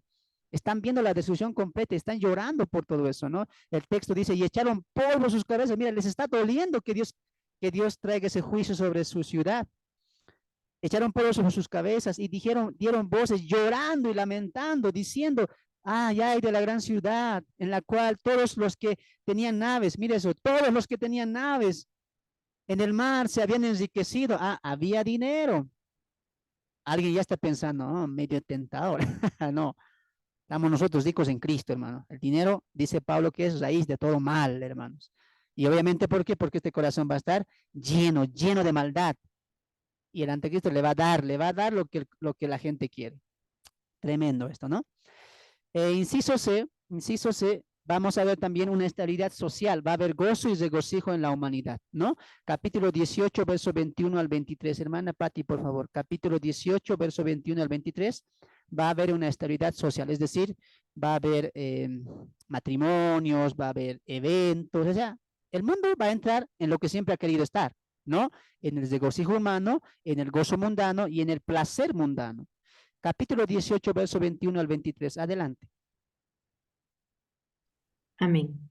Entonces un ángel poderoso levantó una piedra tan grande como una piedra de molino, y mientras la arrojaba al mar decía, con este mismo ímpetu serás derribada, gran ciudad de Babilonia, y nunca más sabrá de ti. Nunca más volverá a oírse en ti la música del arpa, de la flauta y de la trompeta. Nunca más habrá en ti artífices de ningún oficio, ni volverá a oírse en ti el ruido de la piedra del molino. No volverá a alumbrar en ti la lámpara, ni volverá a oírse la voz del esposo o de la esposa. Tus comerciantes eran los grandes personajes de la tierra, y con tus hechicerías engañaste a todas las naciones. Fue en ti donde se halló la sangre de los profetas y de los santos y de todos los que han sido asesinados en la tierra. Fin de todo lo que el sistema está creando. La música, todo lo que estás viendo ahora va a tener un fin, hermano. Así como las religiones. Hoy vemos islamistas, budistas, otros que aman siguen a la Madre Tierra. En México adoran a la Santa Muerte. Aquí en Bolivia tienen las famosas fiestas de las calaveras, Día de los Muertos. Todo eso va a llegar a su fin. Dios ya tiene programado un plan establecido. Aquí se va a cumplir. Y Él de su mano va a ser la derrota de este tipo de cosas que Satanás ha traído. No solamente lo religioso, también lo entretenido, lo político, lo social. La corrupción va a llegar al fin. Los ricos que se enriquecen más bien a la costa de los pobres va a llegar a su fin. Los abogados que te engañan, que te mienten, los criminales que salen de la cárcel sin pagar ninguna multa, ningún castigo, todo eso va a llegar a su fin. Los cantantes que hoy en día sacan letras con velocidades, trastornando la mente de nuestros niños, adolescentes, dados al libertinaje, amando la música. Ponte a pensar, a ver, amado hermano, todo lo que estamos viendo ahora con las redes sociales va a llegar a un fin. Ahora entiendes por qué hoy está tanto de moda, y esto con el TikTok peor. Si con el YouTube no era tanto, con el Facebook empezó un poco más, con el TikTok esto ya ha rebasado al Facebook, ha rebasado al YouTube, ha rebasado al Instagram. En TikTok hay muchos influencers y la gente está tonta, está muy tonta, regalando dinero, obsequiando dinero, mandando mensajes, pagando cosas. O sea, las redes son una puerta abierta que Satanás está utilizando. Eso es cierto, nadie va a negar. En medio de eso, los cristianos estamos luchando para llevar el evangelio como lo estamos haciendo ahora por las redes sociales. Pero esto está dando cabida a una grande cosa. ¿No te has puesto a preguntar por qué ahora hay cantantes influencers? ¿No te has puesto a pensar por qué hay políticos influencers? ¿Por qué hay artistas influencers? ¿Por qué la gente, todos quieren ser influencers? Porque va a venir el más grande influencer. Y él los va a influenciar a todos y todos van a caer rendidos Todo se está preparando para cuando despierte y se haga su manifestación el anticristo. La gente va a caer rendida a sus pies. Y en esta ciudad que él va a edificar, ¿qué va a haber? Música, bailes, flautistas, trompetas. Y Dios, ¿qué dice? Hablando a través del ángel, ya no se va a escuchar más. Aquí acabó todo ese ruido, dice. Ya no habrá más ruido de molino, ni en ti, ni trompetas, ni arpistas, ni lámpara, nada. Todo se va a acabar. Los mercaderes, mira, pues por tus hechicerías fueron engañadas las naciones. Todo va a llegar a su fin. Todo. Ahí será el fin de la ciudad que tanto el anticristo ha trabajado. Mira, aquí adelante vamos a llegar a la parte final del anticristo. ¿Cómo va a ser su desenlace? El anticristo ya ha perdido su más grande trono y todos sabemos que si al rey le quita su trono, su caída ya es cuestión de horas. Dios le ha dado donde más le ha dolido, en su ciudad, que había dinero, política buena, socialmente era amado él, había una estabilidad social. Dios le ha dado donde más le ha dolido, en su trono le ha dado. Y falta poco para su destrucción. Él va a utilizar la última carta, va a utilizar él. Después de ver la destrucción de esta ciudad, él va a utilizar la última carta, que lo vamos a ver en las copas la siguiente semana, pero escuchen nada más. La última carta que él va a utilizar, juntamente con Dragón y el falso profeta, es reunir a todos para ir a la batalla del Armagedón. Para ir a la batalla del Armagedón. Su última carta, ir a por todas a destruir Israel y así revelarse y notar que él tiene poder ante Dios para poder castigar y matar al pueblo que Dios ha escogido. Entonces, después de eso, amados hermanos, Cristo viene, los destruye a todos y los manda al lago de fuego a él y al falso profeta. Así acaba el anticristo. Pero ¿no te recuerda a algo esta historia? Le quitan su trono, le dan donde más le duele y viendo eso, saca su última carta. Va por todos contra el pueblo de Israel. ¿A quién les recuerda esto? ¿Mm?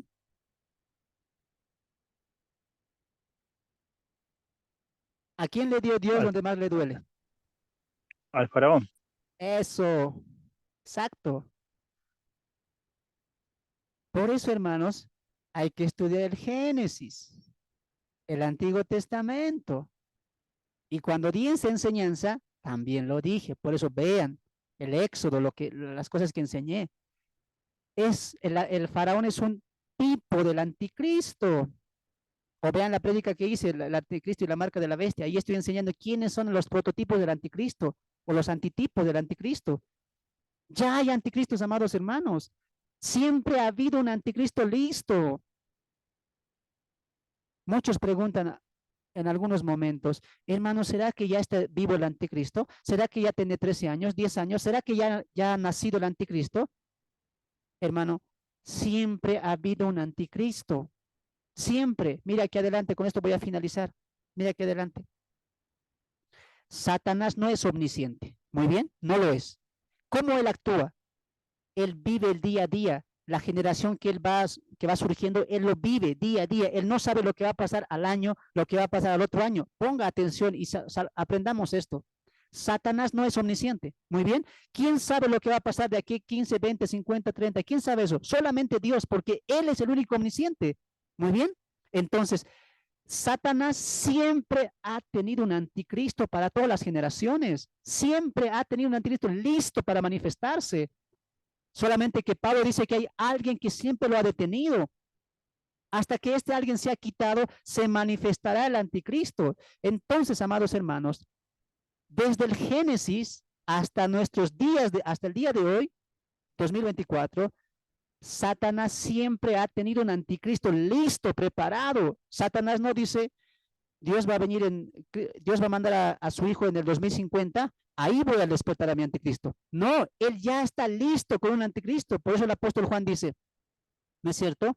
Hijitos, ya es el último tiempo y sabemos que vendrá el anticristo. Así también muchos anticristos se han levantado. Siempre ha habido anticristos. Lo que te estoy diciendo es lo siguiente. Caín fue un anticristo. Nimrod fue un anticristo listo. Muy bien. Faraón fue un anticristo. Todos los que fueron surgiendo así estaban dando muestra de lo que se iba a venir después con la combinación de este anticristo, el único, el que viene después.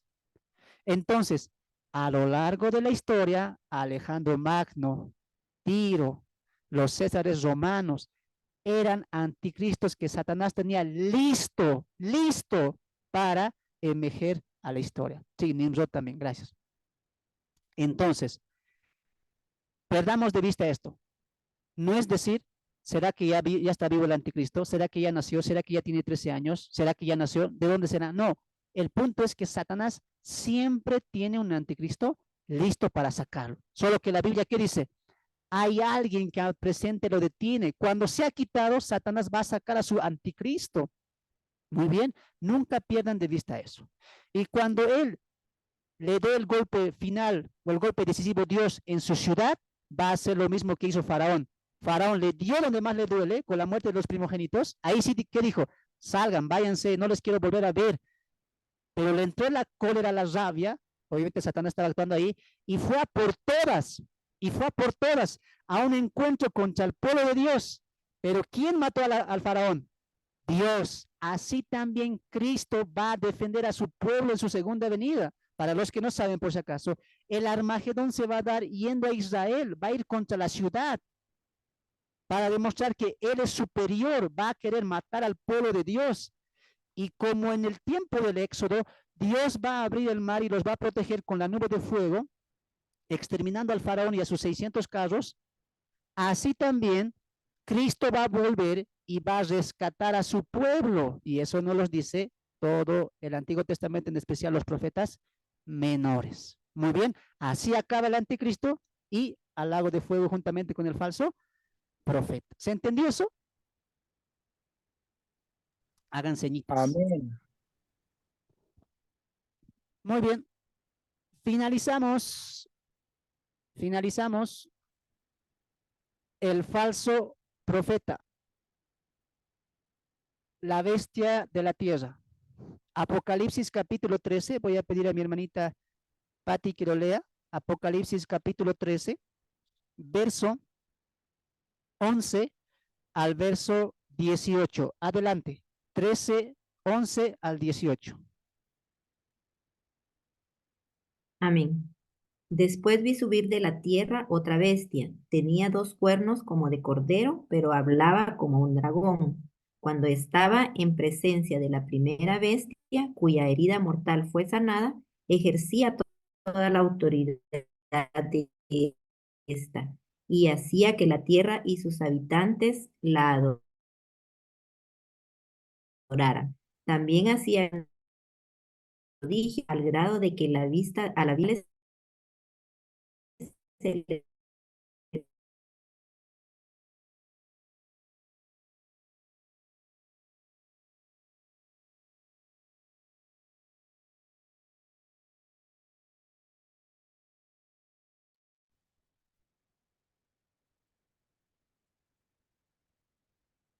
A ver, creo que se perdió la señal de nuestra hermanita. ¿Me escucha de hermano Sandoval? ¿Se me escucha bien? Sí, se escucha bien usted. Ah, entonces fue el de la hermana. Fue el de la hermana. Muy bien, yo voy a continuar. Después vi otra bestia que subía de la tierra y tenía 2 cuernos semejantes a los de un cordero, pero hablaba como dragón y ejerce toda la autoridad de la primera bestia en presencia de ella y hace que la tierra y los moradores de ella adoren a la primera bestia, cuya herida mortal fue sanada.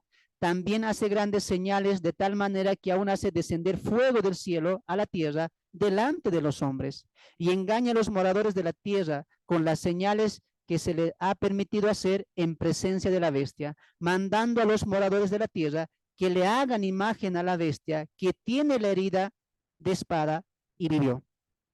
y se le permitió infundir aliento a la imagen de la bestia para que la imagen hablase y hiciese matar a todo el que no le adorase, y hacía que a todos, pequeños, grandes, ricos, pobres, libres, esclavos, se les pusiese una marca en la mano derecha o en la frente, y que ninguno pudiese comprar ni vender, sino el que tuviese la marca o el nombre de la bestia o el número de su nombre. Aquí hay sabiduría. El que tiene entendimiento, cuente el número de la bestia, pues es número de hombre, y su número es 666. ¡Wow! ¡Qué porción! Entonces, vamos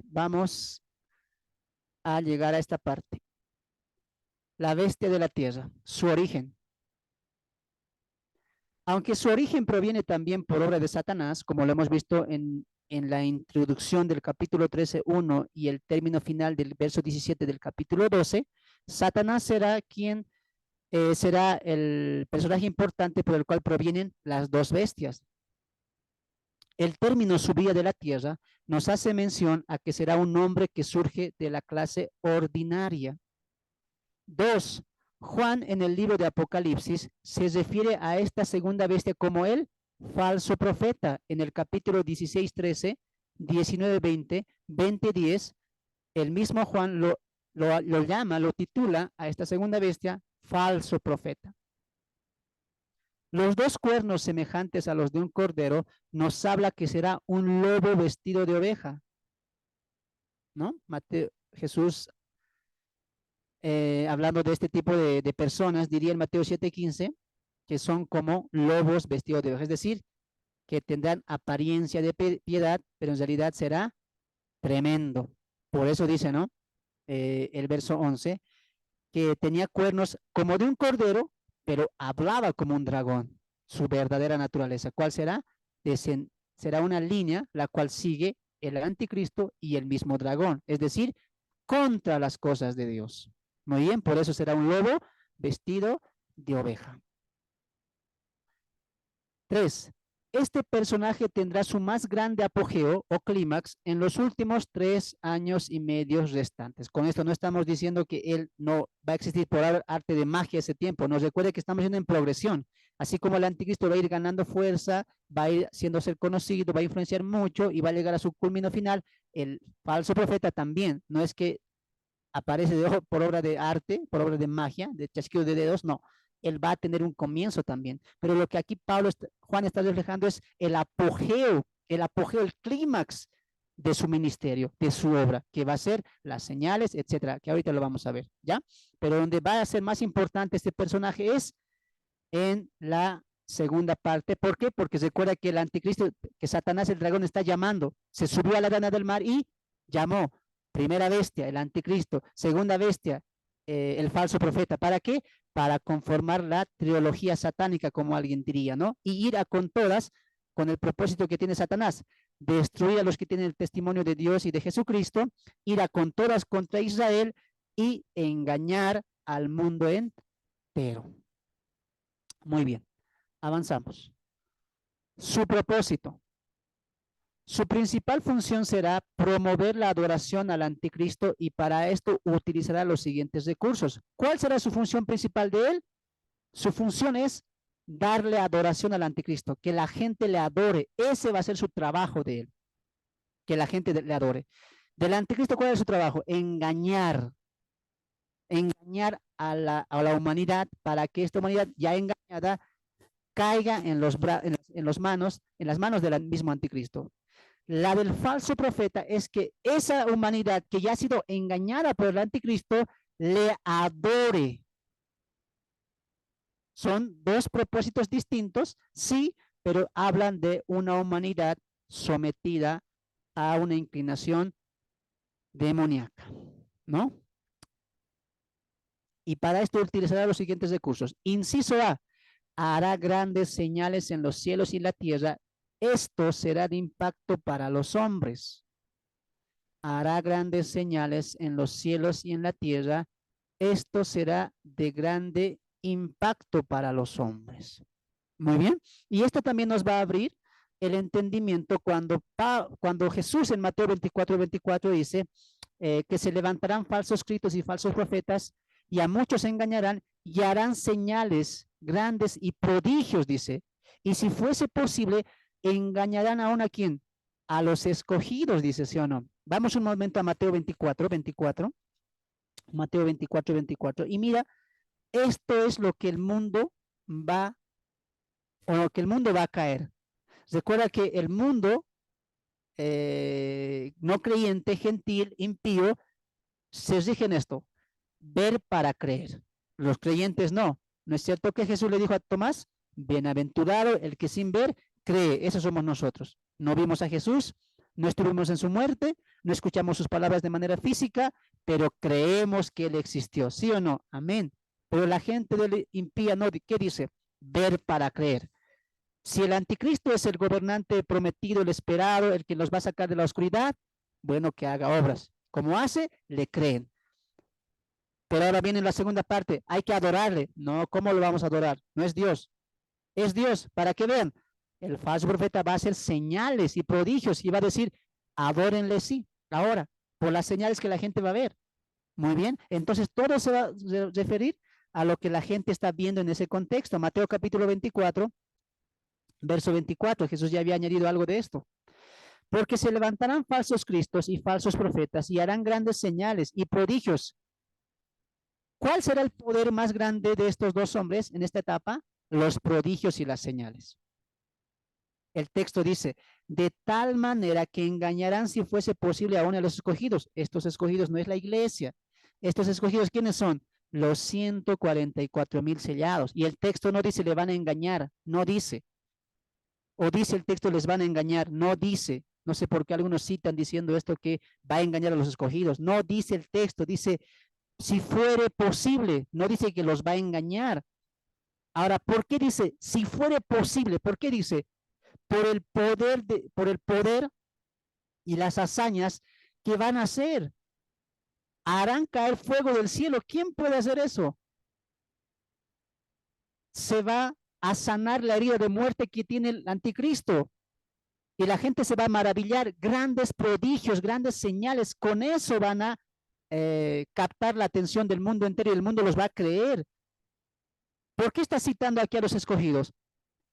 Para que miremos el poder que ellos van a tener.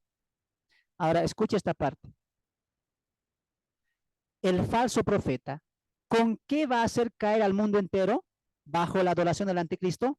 Con señales y prodigios. Ese va a ser su poder, obviamente, venido por poder de Satanás. Muy bien. Entonces, vamos a 2 Tesalonicenses. 2 Tesalonicenses capítulo 2. Pablo también va a mencionar cuál va a ser el poder que va a utilizar el anticristo, que Juan complementa con el falso profeta. 2 Tesalonicenses capítulo 2, verso 9. 2 Tesalonicenses capítulo 2, verso 9. Y ahí voy a preguntar a ver a mi hermanito Sandoval. Voy a leer yo y yo te hago una pregunta, ¿ya?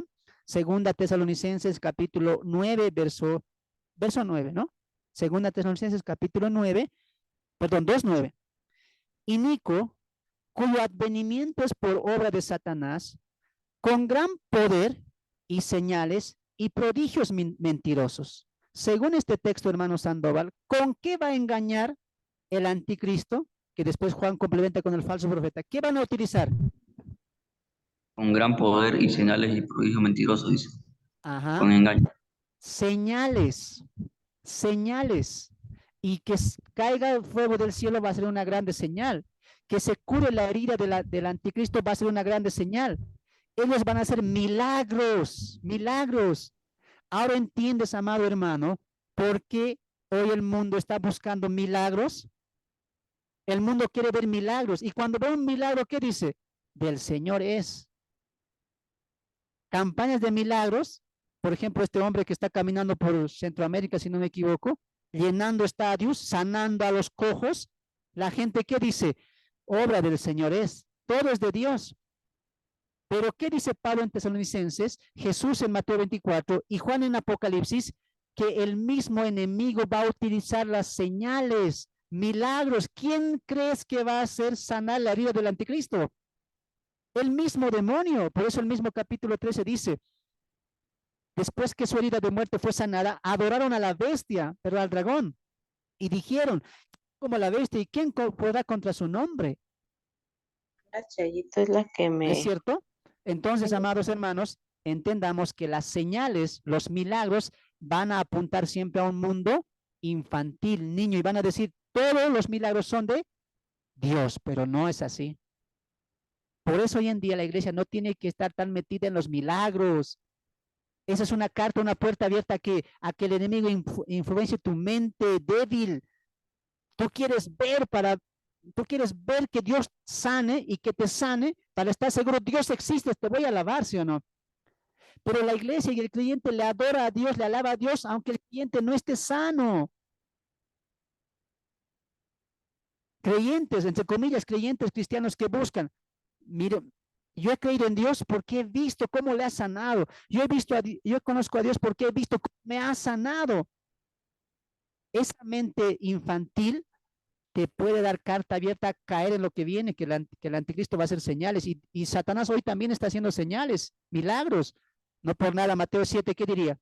Señor, ¿no profetizamos en tu nombre? ¿No hicimos milagros en tu nombre? ¿Y qué dijo Jesús? No, apartados de mí, nunca os conocí, hacedores de maldad. Entonces, ¿quién hizo esos milagros a través de ellos? Satanás, pues, hermanos. Tengan mucho cuidado con la mente frágil de muchos que están milagros, milagros, milagros. Milagros de Dios, sanidades de Dios. Eso va a caer el mundo. Va a mirar el milagro de la herida del anticristo y el mundo, ¿qué va a decir? Amén. Este sí es Dios. Tengan mucho, pero mucho cuidado. Muy bien. Aparte que va a ser las señales y los prodigios en el cielo, como los fuegos, y eso va a ser de más credibilidad. Hay que tener mucho cuidado. Entonces, poder engañoso, ¿cuál va a ser? Milagros y prodigios mentirosos, como hacer caer fuego del cielo. Ese va a ser el poder. Aquí alguien puede preguntar, hermano, ¿y la herida de muerte? A ver, eso coméntanos, ¿no? Algunos son medio curiositos también, ¿no? ¿De qué se trata esa herida de muerte? Para empezar, voy a decir lo que no es, ¿ya? La herida de muerte no significa que el anticristo va a morir y va a resucitar. No, porque el texto no dice que muere. El texto dice que tiene una herida. Y en el capítulo 13 más adelante dice que una herida de espada, pero no dice murió, dice fue herido. Cuidado que desde el púlpito, hermanos, tú digas, va a imitar la resurrección de Cristo. No, el texto dice que él va a ser herido, pero no va a morir. Además, hermanos, si en el caso muriera, ¿acaso Satanás tiene poder de la vida para hacer resucitar? ¿Satanás tiene ese poder? El único que tiene poder para dar vida, ¿quién es? Dios. Lo que sí el texto dice es que él sí va a ser herido, él no va a morir. Por lo tanto, no va a resucitar, como algunos enseñan. Muy bien. Segundo, otros también dicen que Satanás se va a encarnar en el anticristo. ¿Han escuchado eso? Satanás se va a encarnar, él va a morir o él va a tener una herida y Satanás se va a encarnar en él, así como Dios se ha encarnado en Cristo, así. No. ¿Por qué? Porque en el lago de fuego va a estar el falso profeta, el anticristo y el dragón, que es Satanás. Son tres personas distintas. No es que el anticristo solamente es un cuerpo que Satanás lo utiliza. Él no se ha encarnado, no ha imitado la encarnación. Él no puede hacer eso. No es una encarnación de Satanás en el anticristo. La herida de muerte también tampoco es que Satanás va a poseer al anticristo de manera completa, plena. Tampoco es eso. Lo que sí las escrituras dicen es que va a subir del abismo, tal vez por su carácter o tal vez por su mente entenebrecida en cuanto a la inclinación del mal. Muy bien, pero no Satanás no va a poseer al anticristo. Claro que va a influenciar mucho, pero no lo va a poseer como si fuera un títere. Entonces, ¿qué significa la herida de muerte? ¿Qué significa que fue herido por espada? el texto dice que es una herida de muerte, es decir, una herida que va a ser difícil que alguien sobreviva a esa herida. No lo sabemos. Puede ser una herida de una espada, una enfermedad, un accidente, puede ser que puedan intentar atentar contra su vida. No lo sabemos. Lo que sí sabemos es que va a sufrir una herida de muerte, es decir, que va a estar cerca de la muerte. Todos van a pensar, va a morir. Pero el texto dice que va a ser curado, va a ser sanado. Y ese va a ser el milagro que el falso profeta juntamente con el poder de Satanás van a efectuar en el anticristo. Y la gente va a creer, wow, estaba a punto de morir, no había solución, ya teníamos que estar enterrándole, pero sanó. Milagro de Dios. ¿Quién puede sanar a alguien que ya está cerca de la muerte? Y la gente, ¿qué va a decir? ¿Quién como la bestia? ¿Quién podrá contra ella? Porque tuvo, dice el texto ahí, hablando del capítulo 13, que le van a adorar porque la gente va a decir que esta bestia estuvo con herida de muerte de espada y vivió, ¿no? Sanó. Muy bien, entonces eso significa la herida de muerte. No lo sabemos qué puede ser, no lo sabemos. Lo que sí sabemos es que sí va a ser herido a tal punto de casi llegar a la muerte. Lo segundo que va a utilizar, mandará a los hombres a hacerse imagen del anticristo. Esto apunta a la idolatría. No dice el texto que él va a hacer una imagen, por si acaso. El texto dice que les va a ordenar que se hagan ellos una imagen. Muy bien, que se hagan ellos una imagen a los moradores y que lo adoren. Eso significa idolatría. Lo tercero que va a utilizar él es, y esto es lo terrible, hermano, ¿no? Para que vean que sí Satanás tiene poder. Hermano, no caigan en cualquier cosa que es milagro. Va a infundir aliento a la imagen para que hable. Ojo, no le está dando vida, como también he escuchado. No, nadie puede dar vida, solamente Dios puede dar vida. Lo que aquí está haciendo, vemos un tremendo, una tremenda obra satánica por parte de Satanás, que está dando su poder para que estas imágenes que las personas se hagan, hablen. Y cuando van a hablar, ¿qué van a decir? Van a acusar a aquellos que no están adorando esa imagen. Ahora tú ponte a pensar que alguien haga hablar una imagen. ¿Dónde se ha visto eso? ¿Cuándo se ha visto eso? Nunca. Por eso la gente va a creer en lo que él está haciendo, en la sanación del anticristo, en que la imagen hable y acuse. Hermano, Dios quiere que entendamos algo. Satanás sí tiene poder. Tengan mucho cuidado porque el falso profeta no va a decir, yo soy de Satanás, yo soy el maligno, yo soy del enemigo. No, él va a venir como un cordero, como hoy en día vienen muchos falsos profetas, falsos maestros, falsos apóstoles, prometiendo sanidad, prometiendo cura, prometiendo estabilidad económica, prometiendo prosperidad social. Y se hacen llamar por el profeta de Dios y le mencionan el nombre del Señor, por el nombre del Señor. Tengan cuidado, mucho cuidado. Satanás sí está operando y voy a cerrar con lo siguiente. Satanás, que es nuestro peor enemigo de la iglesia, es muy astuto. Escuche para finalizar. Satanás, ¿sabes por dónde está atacando más a la iglesia? Ya no está atacando por bares, ya no está atacando por discotecas, ya no está atacando mucho por las músicas, ya no está atacando mucho por los entretenimientos de la televisión. ¿Sabes dónde está haciendo su grande fortín Satanás? Con los falsos maestros. Satanás ha involucrado, ha metido, como dice Judas, de manera camuflada, ha metido a sus falsos maestros. Está haciendo falsos milagros, está haciendo falsas sanidades, ha edificado falsas iglesias con el título de Cristo, con el título del Señor, con el título de cristiano, como el falso profeta, con cuernos de cordero, apariencia de piedad, pero son reos de condenación, diría Pedro en su segunda carta. De eso hay que cuidarnos, hermano, ponga atención. No hay que cuidarnos tanto de las redes, de la música, hermano. Cuídate más de las falsas enseñanzas, los falsos maestros. No caigas, no caigas en esos, hermanos. Iglesias llenas con falsos maestros vestidos de ovejas, pero por dentro son lobos rapaces que están matando, desprezando, trasquilando a las ovejas. Mucho cuidado. No todo lo que es milagro, no todo lo que es sanidad, no todo lo que es crecimiento grande significa que viene de Dios. Satanás tiene mucho poder y es muy astuto. Él ha levantado sus falsos maestros, sus falsos profetas. ¿Cómo nosotros nos vamos a cuidar de eso?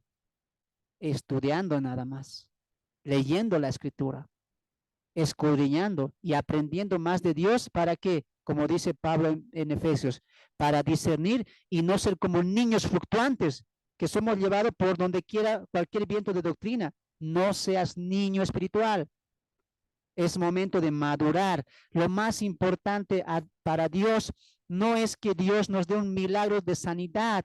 Lo más importante para Dios es que su Hijo viva en nosotros y nosotros seamos un milagro vivo, un testimonio vivo de la obediencia a Dios. ¿Ahora entiendes por qué está creciendo esto de los milagros? Hermano, ¿va a seguir creciendo? Sí, mucho. No te sorprendas, mañana se levante un profeta, un apóstol, un discípulo, sanador. No te sorprendas, que llene estadios, que llene campañas, que llene coliseos. No te sorprendas y no digas es de Dios. El apóstol Juan, ¿qué dice? Examinado los espíritus, si son de Dios, dice él. Porque por el mundo ha salido muchos. No todo espíritu que venga es de Dios. Hay que tener mucho cuidado. Y el falso profeta es símbolo de eso. Tengan mucho cuidado. Satanás es muy, muy astuto. Promoverá la marca de la bestia, esto para protección y provisión de los suyos, ¿no? ¿Será él quien lleve la marca de la bestia? No me pregunten cuál es, no lo sabemos, nadie lo sabe y nadie lo va a saber. Ni aquel que dijo que el Papa, que el virus, que la vacuna, no, nadie sabe qué va a ser la marca de la bestia, nadie lo sabe. Lo que sí es una marca que va a dar protección y provisión a los suyos. Muy bien. Protección y provisión a los suyos. Finalizamos. Su desenlace. Tras la caída y destrucción de Babilonia, Satanás, el anticristo y el falso profeta juntarán a todos los suyos para la gran batalla. ¿Cuál es? Armagedón. Recuerda que están sacando su última carta. Ya no hay más. Ya han perdido la ciudad. Ya han perdido el control. Solo les queda ir. Ir a lo que Satanás había propuesto en el capítulo 12. Contra el pueblo de Dios. Contra la mujer vestida de sol que representa a Israel. 2. En el capítulo 19, versos 19 al 20, se nos refleja la destrucción y final de estos dos personajes, siendo Cristo en su segunda venida quien pondrá fin a sus malas obras para siempre. En su segunda venida, Dios los destruye, dice el capítulo 19, que con la palabra de su boca, que es como una espada. Ahora, no imagines que Cristo va a pelear. Obviamente no. Su palabra es tan fuerte que como dijo en el Génesis, sea la luz, él va a decir, mueran, y ellos van a morir, todos van a morir acribillados por el poder de la palabra de Dios, ¿no? Tremendo lo que Cristo va a hacer cuando vuelva. Las tres bestias, es decir, Satanás, el anticristo y el falso profeta, sufrirán eternamente en el lago de fuego y su tormento jamás cesará ni tendrán fin. Serán castigados de día y de noche por los siglos de los siglos, y así llegamos al final de las dos bestias y el final de los 7 personajes. Hemos llegado al final, amados hermanos. Hemos llegado al final. Pueden sacar una fotito ahí. Así acaba los 3, ¿no? Primero, obviamente, falso profeta y anticristo, y posteriormente se sumaría el dragón. Muy bien, así se acaba todo. Su última carta ha sido jugada. Cristo, aún así, los destruye en su segunda venida y ya no hay más. Cristo ha acabado con todo el mal de Satanás hasta la época y de sus dos personajes que él llama en el capítulo 13. Muy bien. Amén, amados hermanos, ha sido un placer para mí poder estar con ustedes. Se ha finalizado los 7 personajes. La siguiente semana estamos entrando al tema del milenio y creo que tenemos 2 clases más y con eso finalizamos. Recuerde que esto es un panorama donde estamos apoyando, no yendo texto por texto como lo hacemos en un estudio expositivo, pero sí estamos dando un panorama con puntos claves para que tú puedas aprender mucho mejor lo que es el libro de Apocalipsis. Nunca olvides, 7 personajes. Hemos visto el origen, el propósito y su desenlace de cada uno de los 7 personajes. Que Dios te bendiga, amado hermano, que Dios te bendiga. Nos vemos la siguiente reunión.